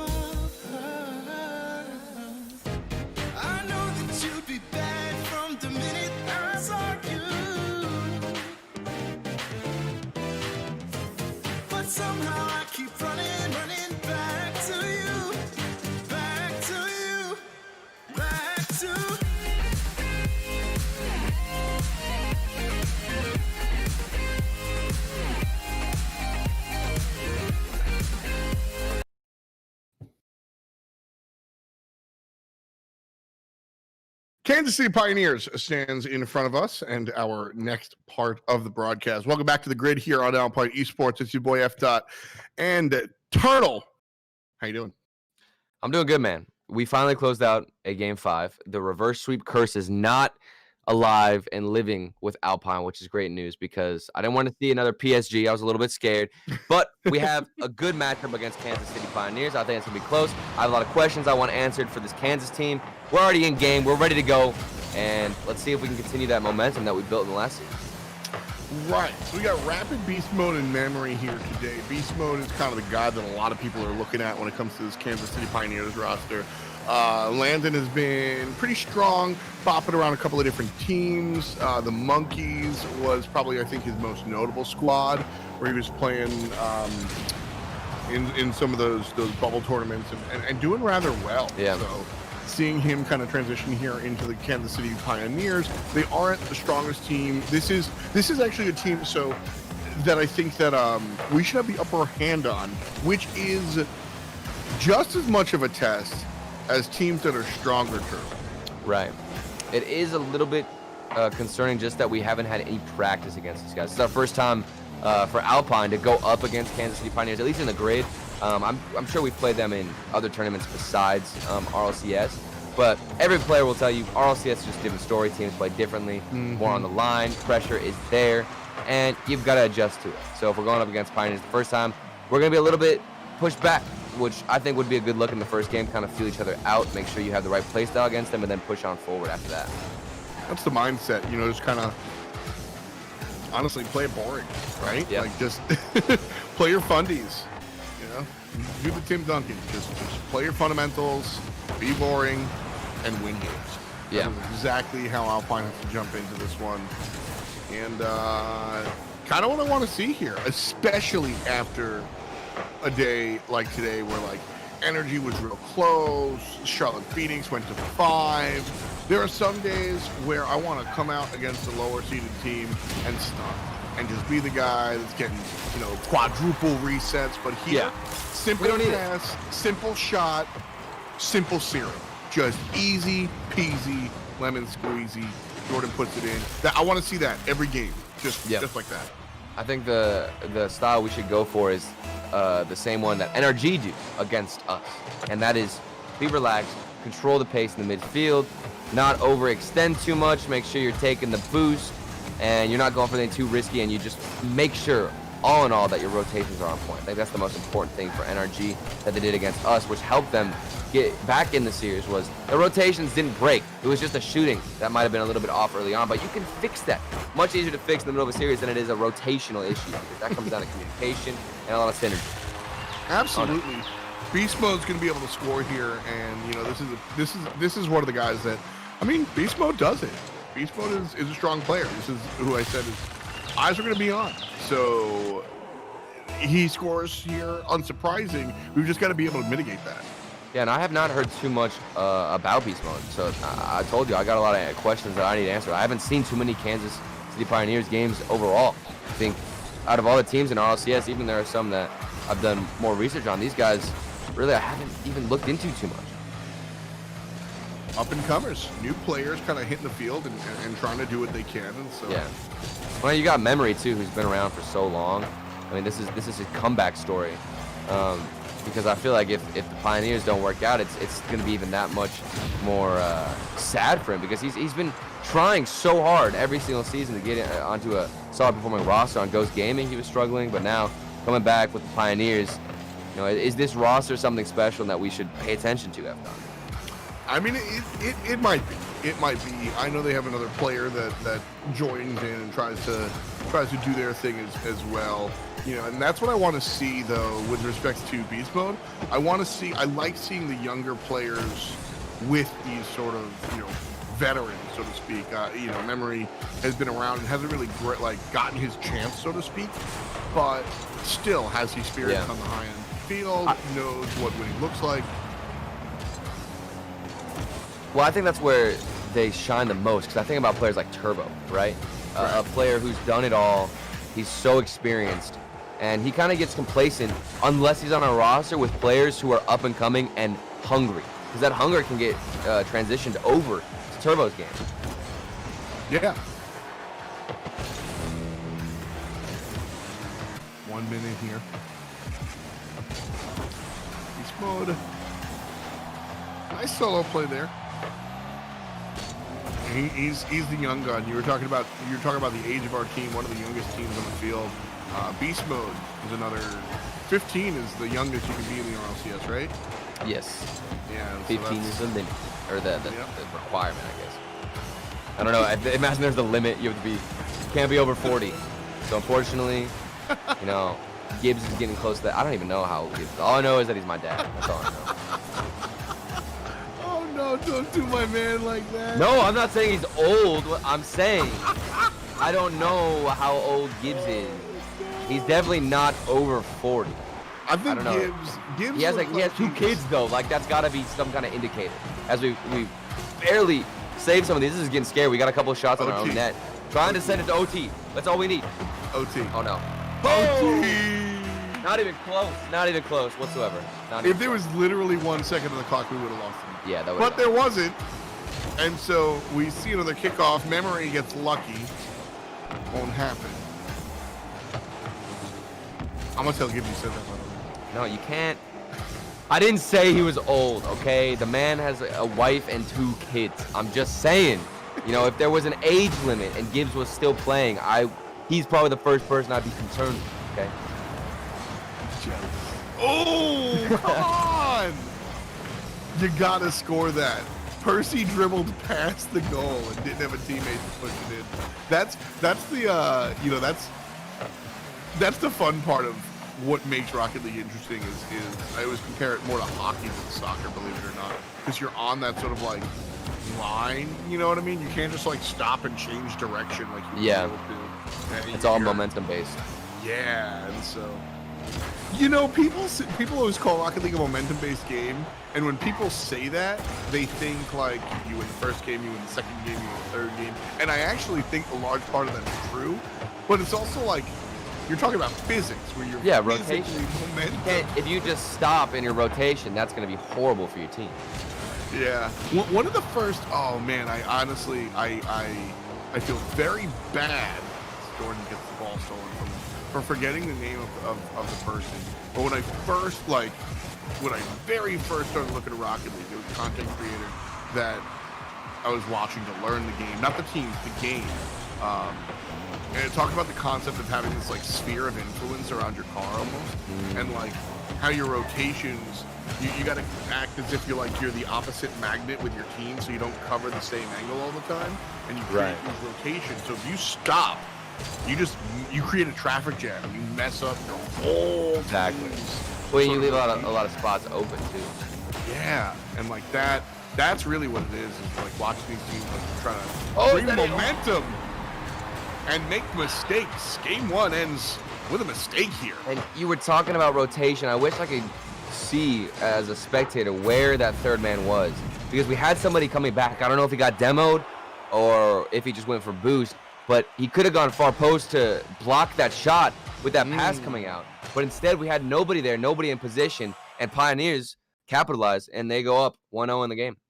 Strong game there. Neither team really gets stepped on, so to speak. Wow. You know, I think that's one that just falls through the through the feelings. In all honesty, falls through the fingers here for Alpine. Kansas City Pioneers do just enough to bring the win home. And you know, that's exactly how I'm going to phrase that. They do just enough. I'm a little bit impressed with Rapid though. I thought on this team, the new player like you were talking about, Beast Mode, would pop off, and he's doing well. Don't get me wrong, but Rapid, I think he's been the most aggressive player, winning a lot of those challenges in our half, and then it squeezes out actually off of the corner out into the middle. So Rapid, I think you got to watch out for him. Maybe, yeah. I say this a lot, but you got to play man coverage. If you see Rapid being aggressive on offense, make sure that you can just get in front of him and stop him from developing a play. Okay, give me the second layer for that. I meant like man-on-man coverage, like 1-to-1. Not necessarily. I think it's just you have to be aware when Rapid steps over your midfield line. You got to be cautious of where he is. And look like right here, he's going for the flip reset. and you have somebody on the backboard, that's beautiful because you just have to read where he's going to go with the play because he is the one who's influencing how this offense moves, and that is almost in. We get the save. Oh my! We teased everything Beast Mode had to offer, and we still deny it. Look at where Beast Mode sat though that whole time, right? And waiting for the rebound for a goal that was like inevitably going to go in. He still waited for the rebound. You know, that's pushing it. So I'm here for it. That's twice now that Majicbear gets in between Rapid and the shot. Yeah, I'm here for it. I'm getting a little bit scared though. Midfield, not as strong as it was first game. That's a poor touch there from, who was it? I believe it was Majicbear who got the clear out. But now look at Jordan keeping it slow. Just over one of them. It's a little bit out of position. We're creeping out. We're creeping out of the net. Yeah, that was a mess. I mean, this is this is the first time in my career that I get to use the term ball chasing. That was just everybody on the ball at the same time. Yeah. And nobody wanted to rotate to the net and worry about a safety. It's tough though because Jordan, this is what I did a lot on my previous team. This is the issue that I struggled with. A lot of times I'd go for a dribble or a mind game and it would destroy any clear, any momentum we had. So a lot of my teammates would push up because they're like, oh, you have the ball, obviously. Just go with it and flick it. But instead I'd be like, well, what if I can make a good play and maybe hit a mind game here? But instead I'm just letting the other team hit the ball, they win a 50, and it's all over, you know? Yeah, the break check looks awesome when you get everybody to drive past you. The break check looks really bad when you just stop and the other team takes the ball. And all they need to do, honestly, is just get one touch. Maybe if you're in a 1v1, if you can get them to get one touch and it still has possession on your car, it's not that bad. But in threes, even if you lose possession slightly, that's enough time for the other second player to come in and challenge you. And there it is, Beast Mode off the backboard. We are struggling to keep our defense in lock and Rapid. It's, again, that player you need to watch. You can't let him do his thing. Not at all. I mean, this is... Rapid kind of set him up there. Beast Mode just goes ahead and puts it in. And that's... I'll be honest. This is more than I expected. Straight up and down. This is more than I expected out of this team. I did not anticipate Kansas City Pioneers looking this strong. I expected a lot more of what we saw in game number 1, where it was a little bit even. Maybe Alpine brings it home after too long, right? See them lose game 1. I was like, okay, sure. Well, we're still in it. But this performance in game 2, I got to take my hat off to Kansas City Pioneers. Yeah, definitely a little bit more successful than I anticipated. You have to credit their mechanics too. I think I've seen some great flip reset opportunities. Even we look back to the Beast Mode shot off the backboard. If he can pull off shots that almost go in, as this one definitely is going to fall into the hands of Percy and put it in. Okay, off the 50 and the follow-up from Percy. There we go. And the stick-to-itiveness here to continue. I think a lot of the players either just push on backwards or go elsewhere. Right. That's a really important move to kind of stick there and stay with it. So 1 down, half a game to go. Bars. I like that. I like that. Yeah. You impress me still to this moment, F. Dot. I admire you. Oh no, Rapid is the lone. The pass across to Percy. Yeah. The chip this is where shot. You hit the break. Oh baby. The little chip shot right here. Look at this right here. Majicbear, then chip and dip, baby. Right there. 2-2. And you notice how Percy kind of slowed down a little bit before that ball came to him, instead of just right away smashing into the corner. He kind of let it go up his car. So like you said, get that chip shot. Smooth. So now we've got a new ball game. Now we got a new game. All right. I'm impressed. This is more the style that I anticipated. Majicbear by himself. You got around 1. Let's go do a little play. Reminds me of that video. You know the intro video that Alpine plays? I don't know who got the flip reset, but whoever got the flip reset where the ball is close to the ground and he still scoops it up, I think it might have been Majicbear. Either way, it was fun to look at. I thought that was a harsh angle for that ball to take, and see Beast Mode ready for it. Like, I thought that was a surprise, and Beast Mode was there 7 hours early and would just like block it, which was kind of wild. because of the angle it took. I was like, man, all right, beast mode, you can do it. It's those predictions, man. Oh no, that's a good pass from memory out. And the big miss from beast mode. Okay, that is comforting. As the pass gets set up for Rapid, what a save from Majicbear. How did he get up in time? That shot was so powerful, and Majicbear still being a beast. Problem is, we're stuck on Alpine's side of the field. 50 seconds to go. One miss. Percy doesn't. Now he's going to drive upfield. What we're looking for. Orange does have control, but they're on their side of the field. So 30 seconds left. Majicbear's got to find the transition, because that's what we've been having trouble actually getting out of our side of the court, which has been our problem the entire day.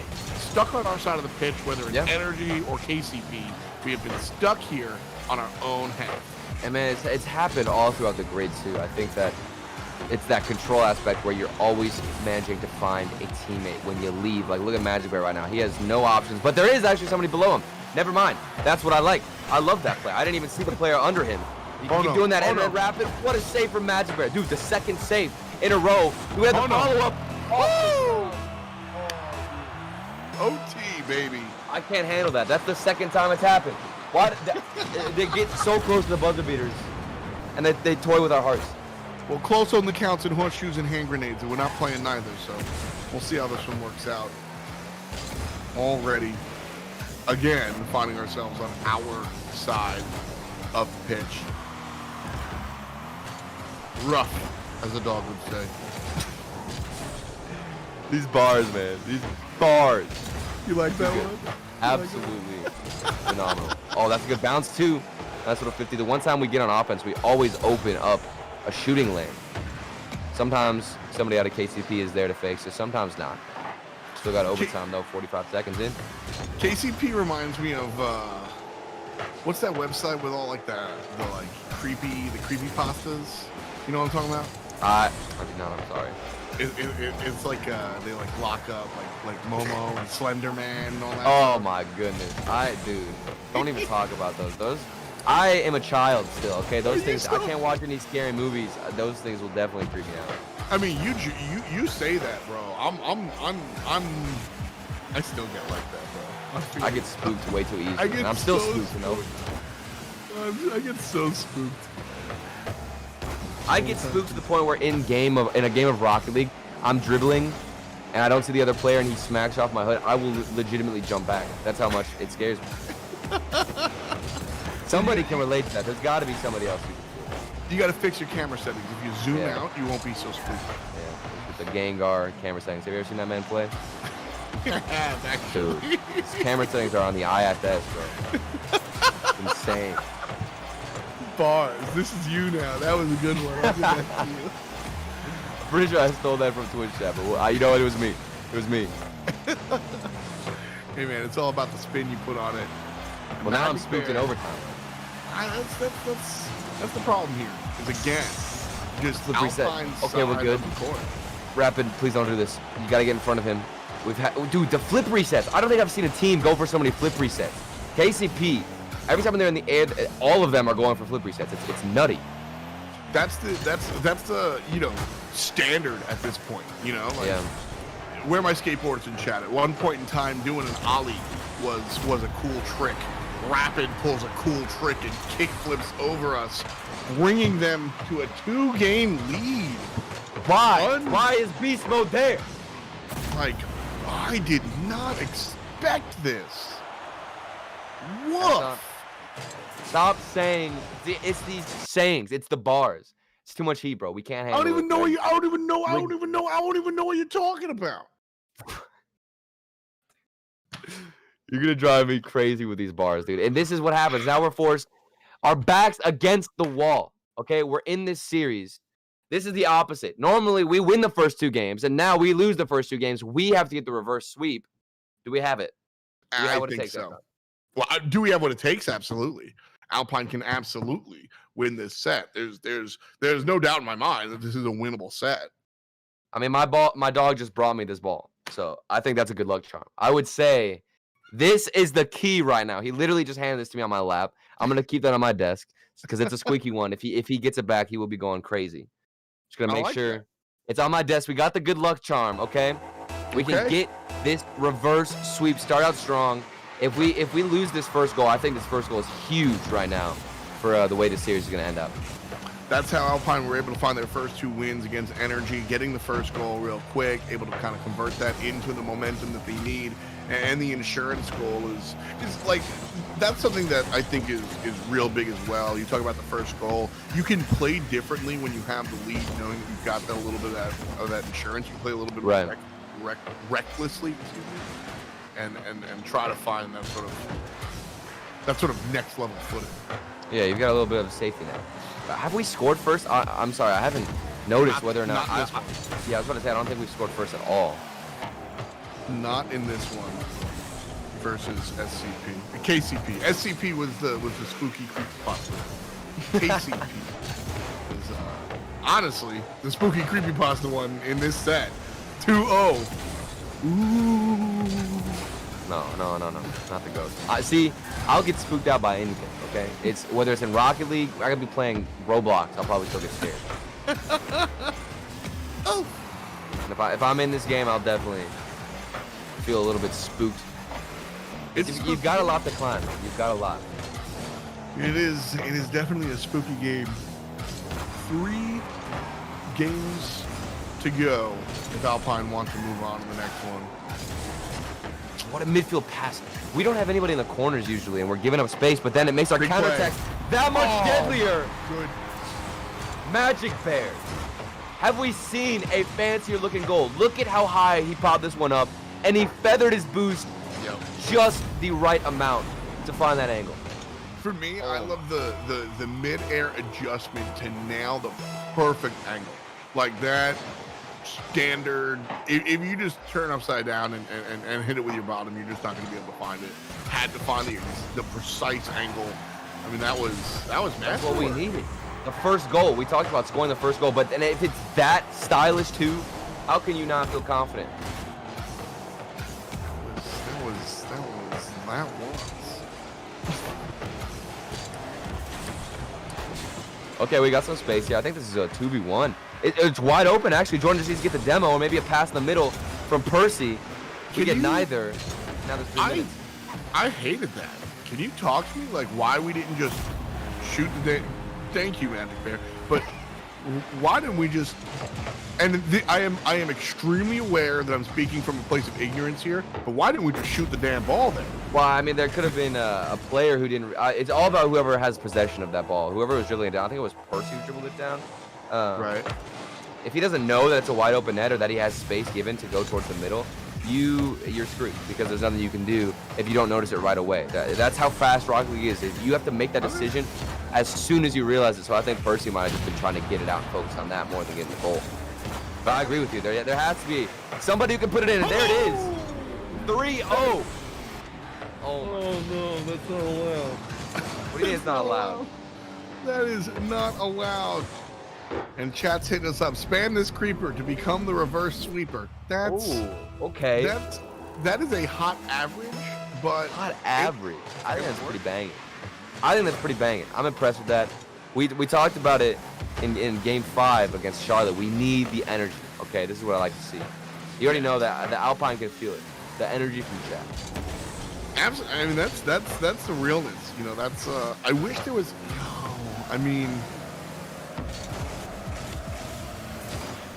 My brain is thinking now, and I'm not speaking, which is that's my entire. I just look at the Discord webcam of you, and you're just like staring off in the distance. I can tell you're not even looking at the monitor. Well, like think about if Twitch chat was able to connect to the game, and you were able to type in Twitch chat. It wouldn't be able to say what you're saying, but right. It just like pumped crowd noise into the player's headset. Well, hear me out. Cheers and. You know how there's crowds and cheering in Rocket, right? What if you can control what they're saying through Twitch chat? It's kind of like whatever gets said the most is what will get translated into the game. That's dangerous. Okay. There's a filter though. There's a filter. We like filters here at Alpine Esports. Probably, yes. Probably the best approach would be to have it emote based. Beast mode scores 1, making it a 2-point game in the last minute. Make it emote based, where like if you put a pog in the chat, the crowd like screams, and if you put like a what face in the chat, it like boos. You know what I mean? Yeah, exactly. And like something like that. That would be. I think that would be good. And so the players would have to like play with it, with like the crowd. No, like that would. Oh no. Yo, high key, that'd be sick. Don't no me. We're fine. No, I was talking about the game. That's what I'm saying. That's when you need to. That's when you need to spam. What is a sad emote in Twitch? I don't even know. I feel like I'm a disgrace. Feels bad, man. I mean, but that's not a that's a Is that a right? Is it? I don't even know. It works though. That's when you spam a feels bad man. But we also spam a pog chant because we made it out of there. So see, I'm already kind of getting lost in this idea. What would the crowd be cheering right now though? Is my question to you guys. I mean, right now the chat would be cheering for Alpine clearly. Of course. Oh, Jordan, the 1v1. He made Rapid jump too. We had a demo attempt. Rapid, that was such good defense from him. I'm telling you, he is the star player. I'm really impressed. I didn't really know how Rapid would fit in on this team or how he'd be performing lately in RLCS, but he's been popping off. Percy with the pirouette. He's getting pretty cute there. Not able to convert it though. And this one's gonna be all ours. So 2-1. The first step is all we needed in this reverse sweep, baby. Dude, my dog is going crazy right now. I don't know why. He's cheering for Alpine. Something about him. He knows what's up. I told you, I put the good luck charm tennis ball that he gave me. It's still on my desk. This is gonna lead us to victory. All caster curses have been banned. Yep. This right here is what we need to set us apart. Well, this is part of the reverse sweep, right? Down 2 games, able to win 1 game and work to bring it back here. Percy, Majicbear, Jordan. 2-1 for Majicbear and Percy, respectively. And so, that's no complaints about that game. Yeah. Just, I think my favorite thing was the dribbles. On offense, we got multiple dribble attempts going towards KC Pioneer's net. And the Majicbear was doing everything in the air, but then we saw Percy kind of go for some slow dribbles, Jordan as well, keeping it low. Good mix-up when you're going on offense, keeping Pioneers on their toes, man. And that's been kind of what Alpine needed to do there and how they found their win. I think it's just being able to like stay one step ahead, make sure that KCP is just not able to sort of, you don't guess in Rocket League, but like, you know what I mean? Like take those chances. Yeah. And that's what happened in games 1 and 2, that KCP they were allowed to basically play this audacious style and just repeatedly going for it. And Alpine there in game number 3 said they were no longer allowed to do that. I think that's a big change. Completely agree. Now in game 4, we got the first step out the way. We won game 3, started the reverse sweep. Now we've got to make a big change. Well, do you make a change here going into game 4? I think you just stay consistent with these backboard touches. Majicbear still doing so much work in the air. Even there, you see him so fast in the air. Double tap, off the backboard, opening up more space and still going for it. This time, he didn't really have the secondary angle, but didn't have a player, so gotta hang out there. We're still on match point. I honestly forgot that we're on match point for KCP, so still so much on the line. I mean, that's what it's all about, right? Keeping it together. That's the hardest part, I think, of...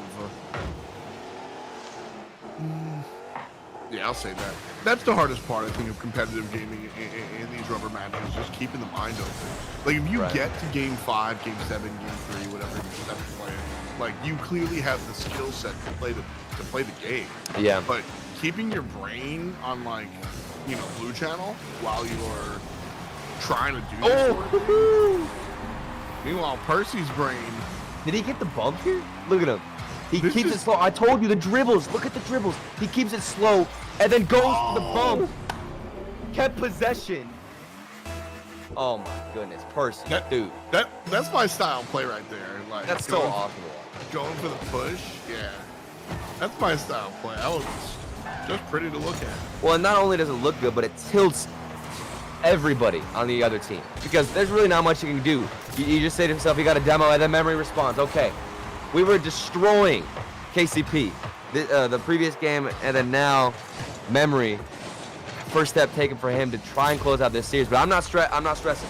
As long as we got Percy going for those shots, I want him to keep it up. That's the game plan. Just easy peasy.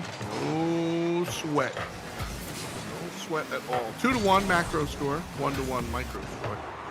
Let's see how this all shakes out. Because real talk, Alpine have had an interesting day. If you're just joining us, first of all, you're late. Second of all, thanks for joining us. Just jokes aside, though, Jordan, more of that, baby. Right off the back wall. We are killing it on the physical game. We get another demo, opening up a couple of opportunities here for Jordan, or excuse me, for Majicbear actually to smack it against the backboard, set up Jordan now crashing the net. And what I like about Alpine right now is we have somebody always there to recover after a missed shot. We had Majicbear being aggressive. It bounced off the backboard, and Jordan is right there without hesitation. Moves 2-1. Jordan being in the right spot. Man, I was saying something, but other than that, I forget what I was saying. Oh, I was kind of recapping the day because of how important we started off. The day started off with a 2-0 lead against Energy, and then they wound up reverse sweeping Alpine, which I don't think like anybody would be that surprised about. But only one of those 3 wins, Percy almost finds a second shot. We're really disgusting. Like game 3 and 5, Alpine loses, but still find themselves looking all right. Yeah. One goal games, 2 goal games at most. Game 4, they got stepped on. But seeing them go like that, Energy big picture is a big deal. How is that? Oh my gosh. That's the second time it's happened. Jordan, I don't know how it got up in time. I don't know how that ball did not fall in, but we are getting away with it yet again. I'll take it. But that, I wasn't supposed to. We don't need to question it. All we need to know is that they didn't score. That's the only thing we're supposed to focus on. That was a goal. I don't understand. Well, I mean, you mentioned the games earlier against NRG too. I'm still thinking back to week 4, even going up against G2. You know, all the way in that first series, we didn't even have a game 5 against G2. So the fact that we've got so much more play time here, game 5 in our first 2 series, now coming in here, we got to get a reverse sweep, no sweat. We have already endured as much as there is to endure. We're not even worried about bringing this to a game 5. I mean, that game 3 versus Energy was 9 minutes and 12 seconds of overtime, in addition to the 5 minutes of regulation. So, like, insanity. We certainly got play time. You're not. Well, and that's what you want, though. That's what the grid is so good for. Getting practice for the next regional, and also experience against these teams coming into 9-minute overtimes. I mean, how often are you going to get experience like that as a player, especially against NRG? You're just not. I mean, that's the thing. It's difficult to make happen. Percy off of the assist of Majicbear. Oh, we're going to go to game 5. This one. I can say it. I already know we're not going to cast the Percy. Game 5 should be locked in for Alpine. And we always have somebody, like I said, there to reassure a goal. It's like Alpine right now, what they're doing is sending one player forward, making sure they can win a 50-50 that forces the ball to go off the backboard, and somebody has a clean follow-up.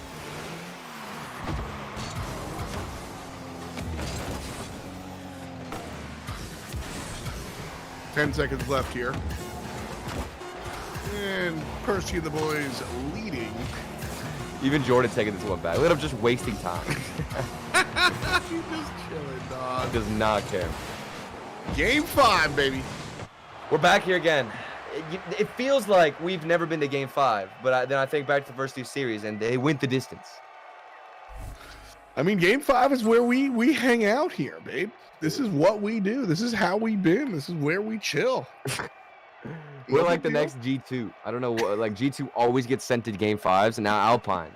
The only difference is, well, actually, G2 recently have not been too confident in their game 5s either. So it's a mix-up. It's a coin toss as to who's going to win. But Alpine, the good thing about reverse sweeps, if your team is the one winning those 2 games to come back in the series, is we have all the momentum. The ball is in our court. KC Pioneers, they're stressing right now, trying to figure out what they're doing wrong and how they can counter out Alpine's adjust.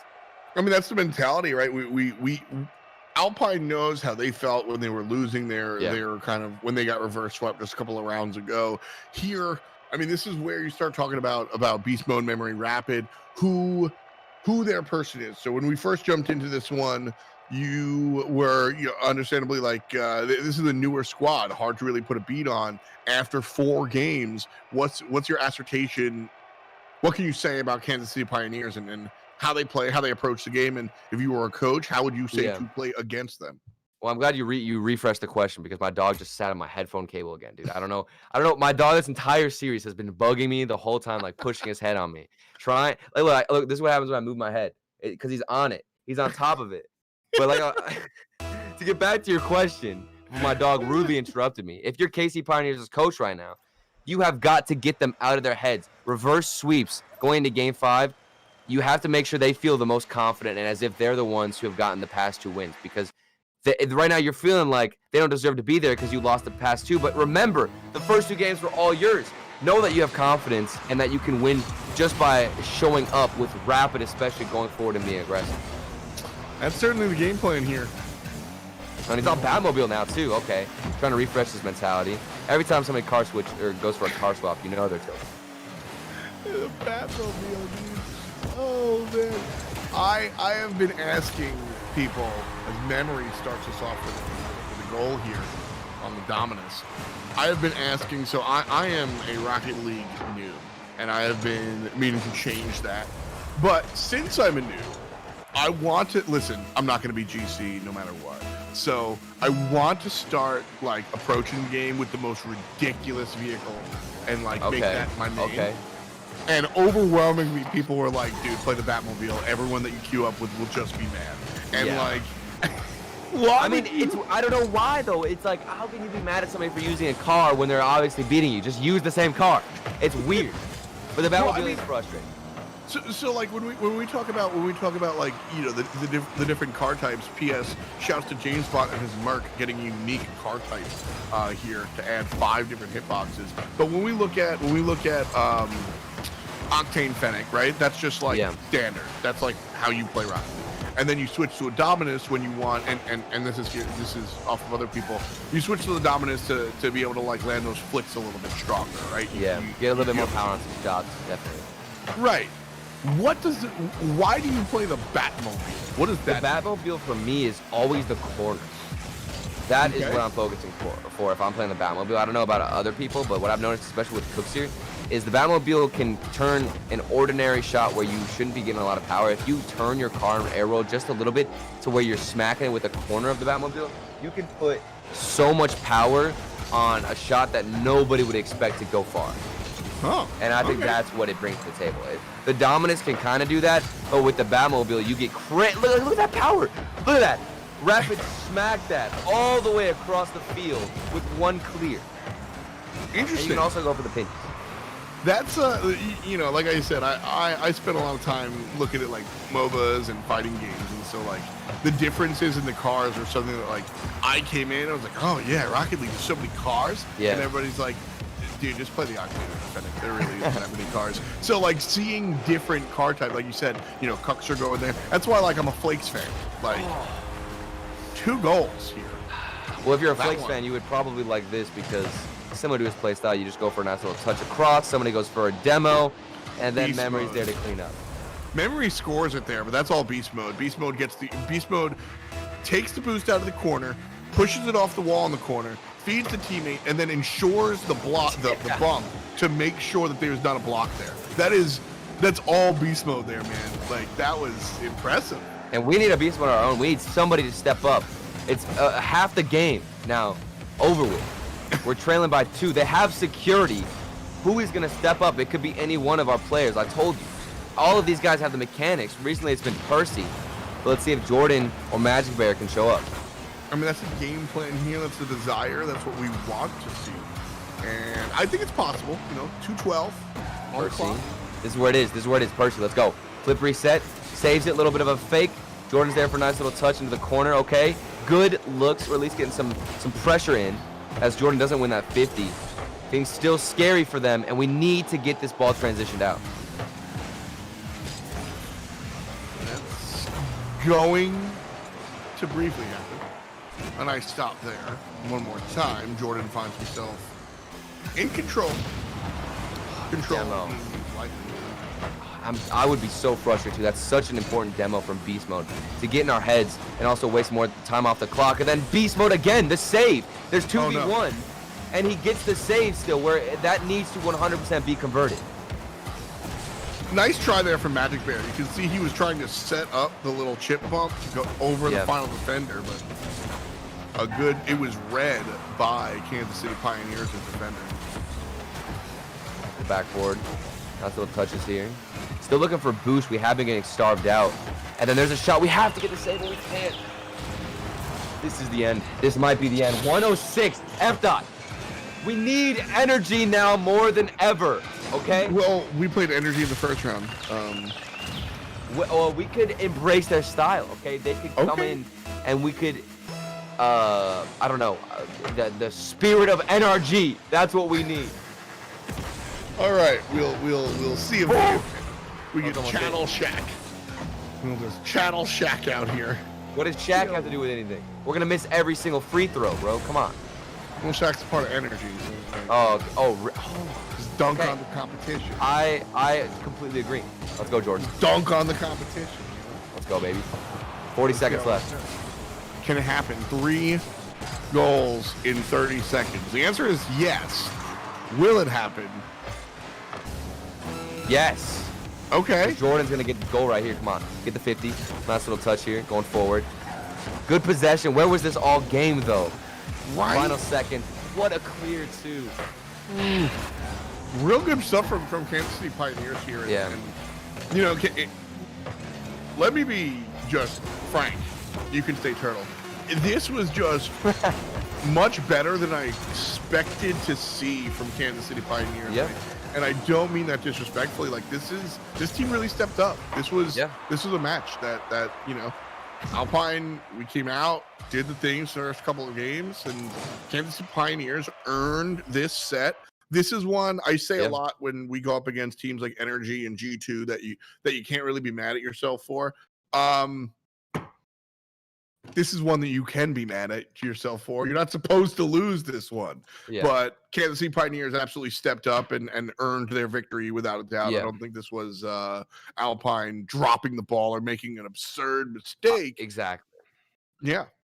Well, and I'm also very surprised too. I didn't expect Kansas City to come out here popping off like that. There were some great mechanics overall on offense that I didn't think they were capable of. And I think maybe this is a good practice round here for Alpine as well. I talked about how they hadn't even gone up against Kansas City whatsoever in the grid every single week. This is our first time going up against them. We've learned a lot. And that's the cool thing about Rocket League. Every single team has a different play style. It can exploit a couple of different things. This time, our defense wasn't necessarily lacking, but we couldn't transition to offense. And I don't know if that's a boost problem. We're going to get a player in here to ask. I think we got Percy actually up next for an interview. We can definitely ask him a couple of questions about how this game went and where they struggled. Because against NRG, we even looked a little bit better in that game 5 versus here.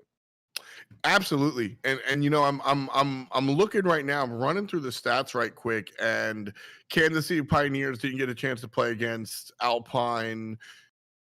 They played up against Alpine once in RLCS, right? And so like you said, I mean, we haven't been playing against them in the grid. They only got one shot really there here. So when I look at this matchup and I see, you know, like I said, a team that theoretically we should beat, you know, and just don't have the experience there. So maybe this is something where we can go home, download what we saw, so to speak, and then reassess after the fact. Definitely. And that's good homework to do as well if you're Miztik. I love Miztik's approach every single time, especially in the interview. I think that's what sold me. I've always loved Miztik in general, but whenever I watch that interview with how positive he was, even just going up against NRG, a team that they're supposed to lose against, that means that even in this loss, he's probably excited because it's just more content to review, more mistakes that you can fix and things to work on. So at Miztik, he's got a lot of work ahead of himself, but he's definitely excited for it, and I'm sure the boys at Alpine are ready to improve and show up a little bit better against Kansas City. Without a doubt, got to certainly go home and recharge here. We're going to recharge just a little bit. The games are over, but we're not. We'll be right back. We've got an interview on the way, and Turtle's going to do something funny, like always. We'll be right back with more of the grid.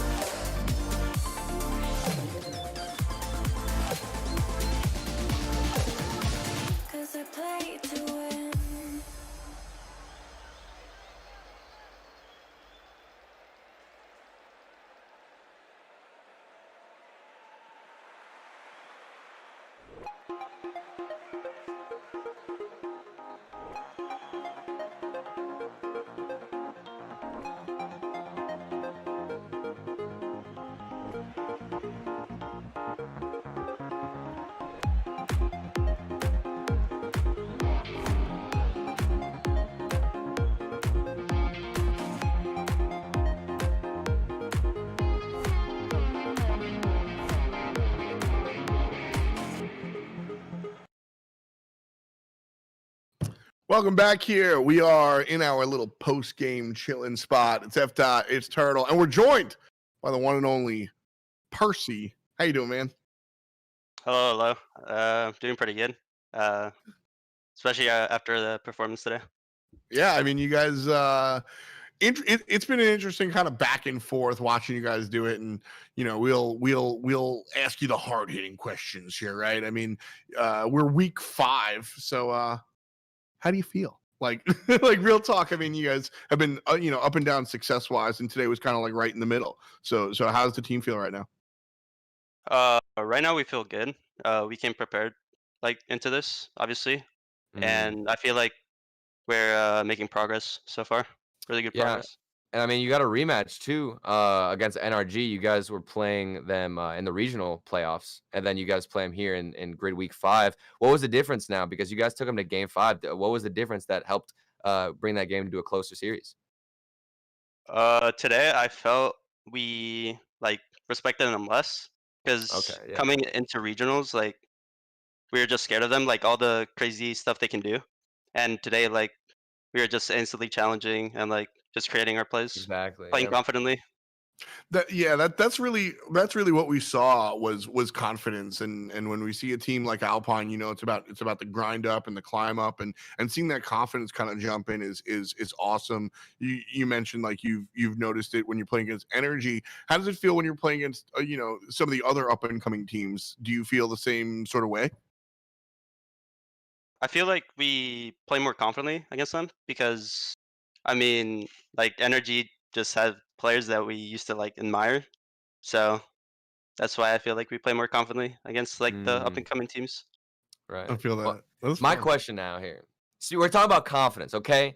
Are you confident now going into this matchup against me? Okay.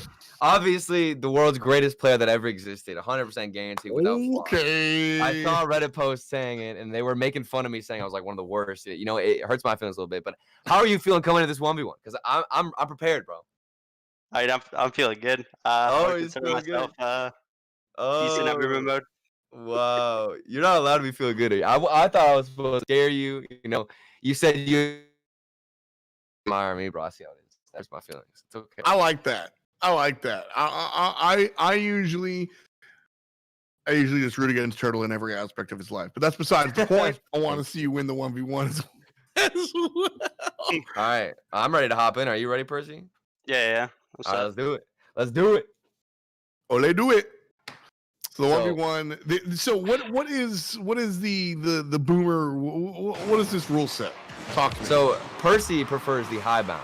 Okay, this is something that he introduced and not me. I almost got a goal here, but now this is why I don't like boomer mode. I missed one shot and now he's got a free goal. This doesn't make any sense to me.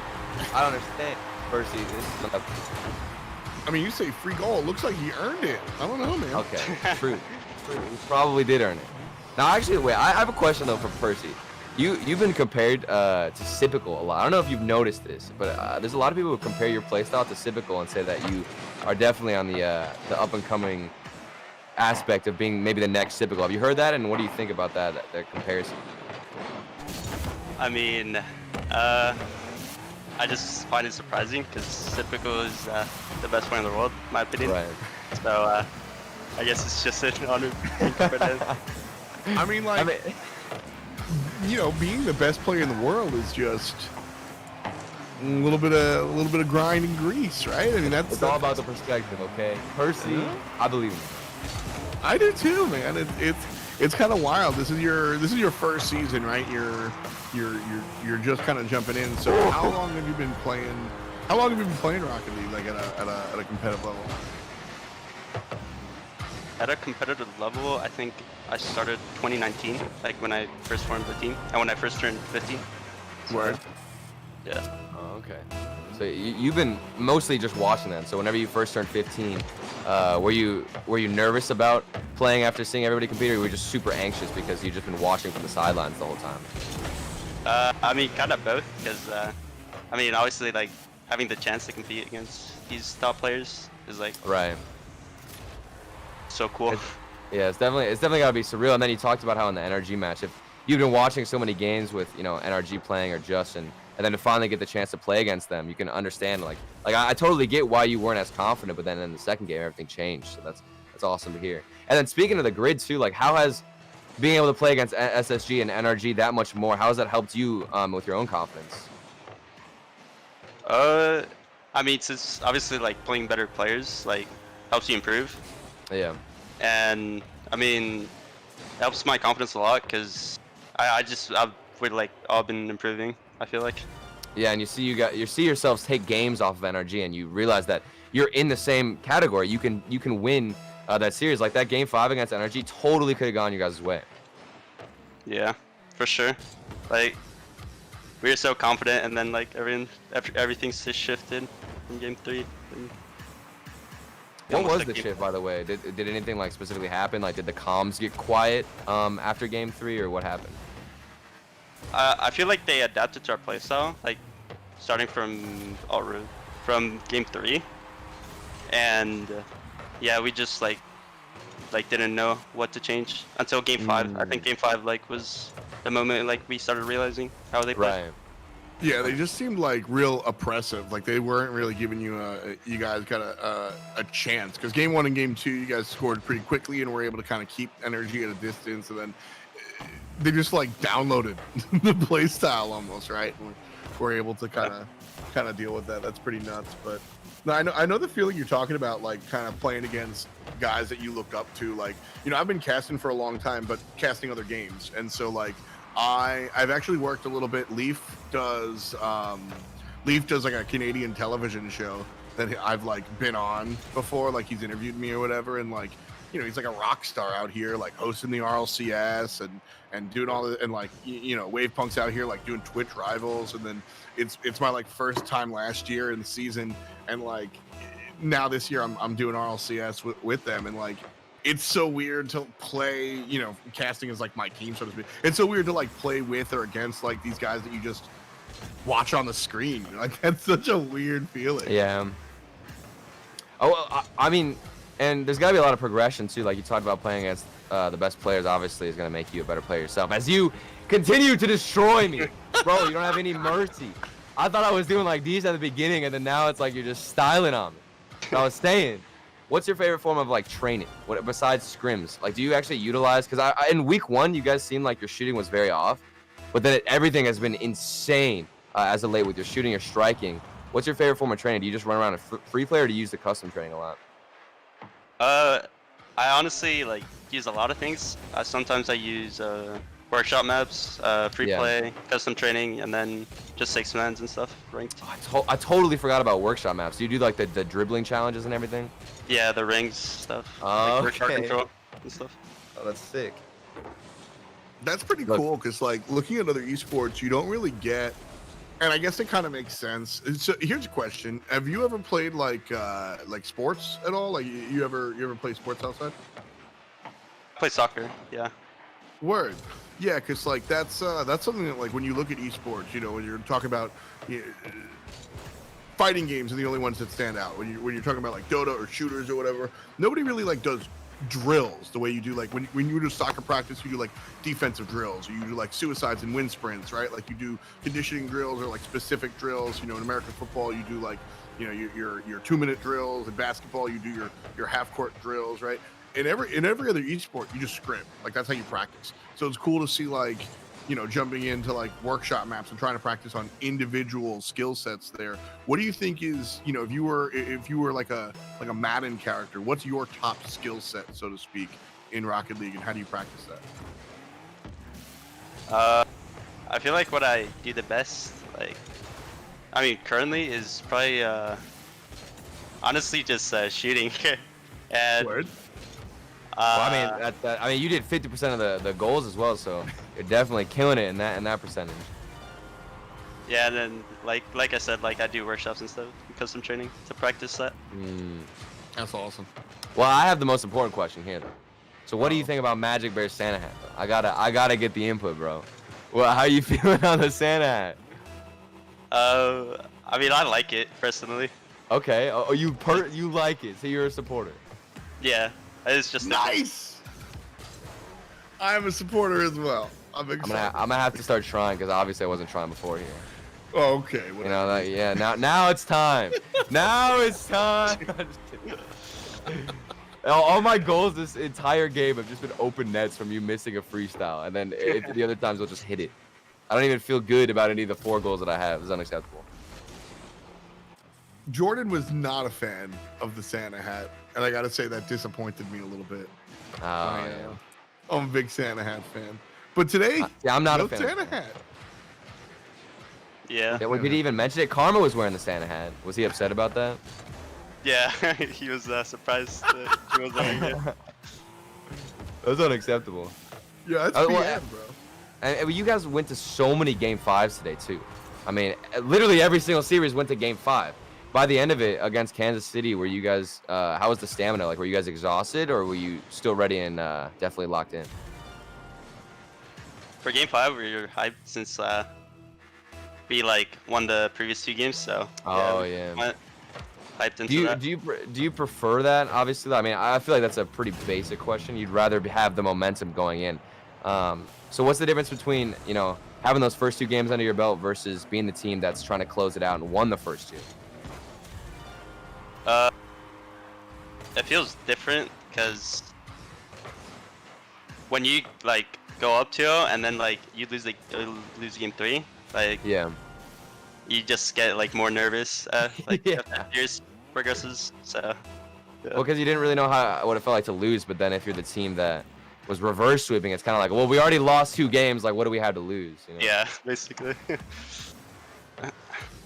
Yo, Turtle, remember when you went for the demo in the 1v1 high bounce game? Did I actually go for a demo? I don't know what's going on anymore. He's hit the double digits, bro. He's hit the double digits. Gremlin. Why would There's nothing I can do, dude. This is unacceptable. He's just too fast for me, man. Oh, I don't know how I feel. This is just disrespect on another level, Percy. I wanted to ask you too. Sorry, after that. Wait, what do you think of Charlotte Phoenix with Dapper? Do you think that's a better spot for him than it was on Sonics? Like, what's your personal opinion on that roster swap? I mean, obviously, they were Sonics was a good team with Dapper, and yeah, Charlotte is a good team still, with Dapper. So I don't know. I felt like that roster move, I guess, kind of worked out for them. I don't know, because right. I don't know. They seem tough to play against for us. Yeah, with J Rust as well too. Yeah. Well, GG. I appreciate the beating. That was painful. That was the worst one yet, dude. That's not even. At first, I was a little bit confident. Then you just started scoring everything. And you have 108 ping. Why didn't you tell me you have 108 ping? You said the Q West. Why did you tell me the Q West? Dude, this is first you 10 for me, and then now you have 100 ping. That doesn't help, bro. I don't feel confident at all. This is my favorite part of the show. I just want to say. Unacceptable.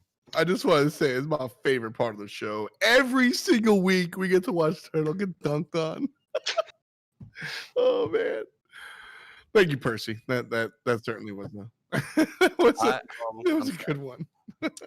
We're gonna I have one Go last ahead. question. Just Go for ahead. next week, Percy. Give us one thing that you guys are gonna try and improve on. Just one thing. Our second man challenges, because sometimes dive at the ball and leave third man all alone on defense and on a 2v1, and they capitalize on that most of the time. That's sick. I look forward to. Thank you so much for hanging out with us today, and I look forward to talking to you more.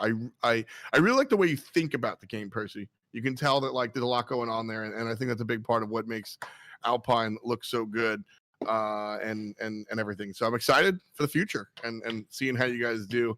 But with all those game 5s, I'm sure you're a little tired. Everybody else is feeling it as well. And that's going to do it for us here on Alpine Esports. We appreciate you guys watching the grid, hanging out with us. We'll be back, of course, this weekend. We've got the RLCS coming out. You want to watch all of that. And we'll be back next week. I believe it's on a Thursday next week. So make sure you join us here at Alpine_Esports on Twitch. Follow us on Twitter. Do the whole 9 yards. And all of that good stuff. Keep climbing, friends. And we'll see you next week. Thank you for joining us. Peace and much love to you.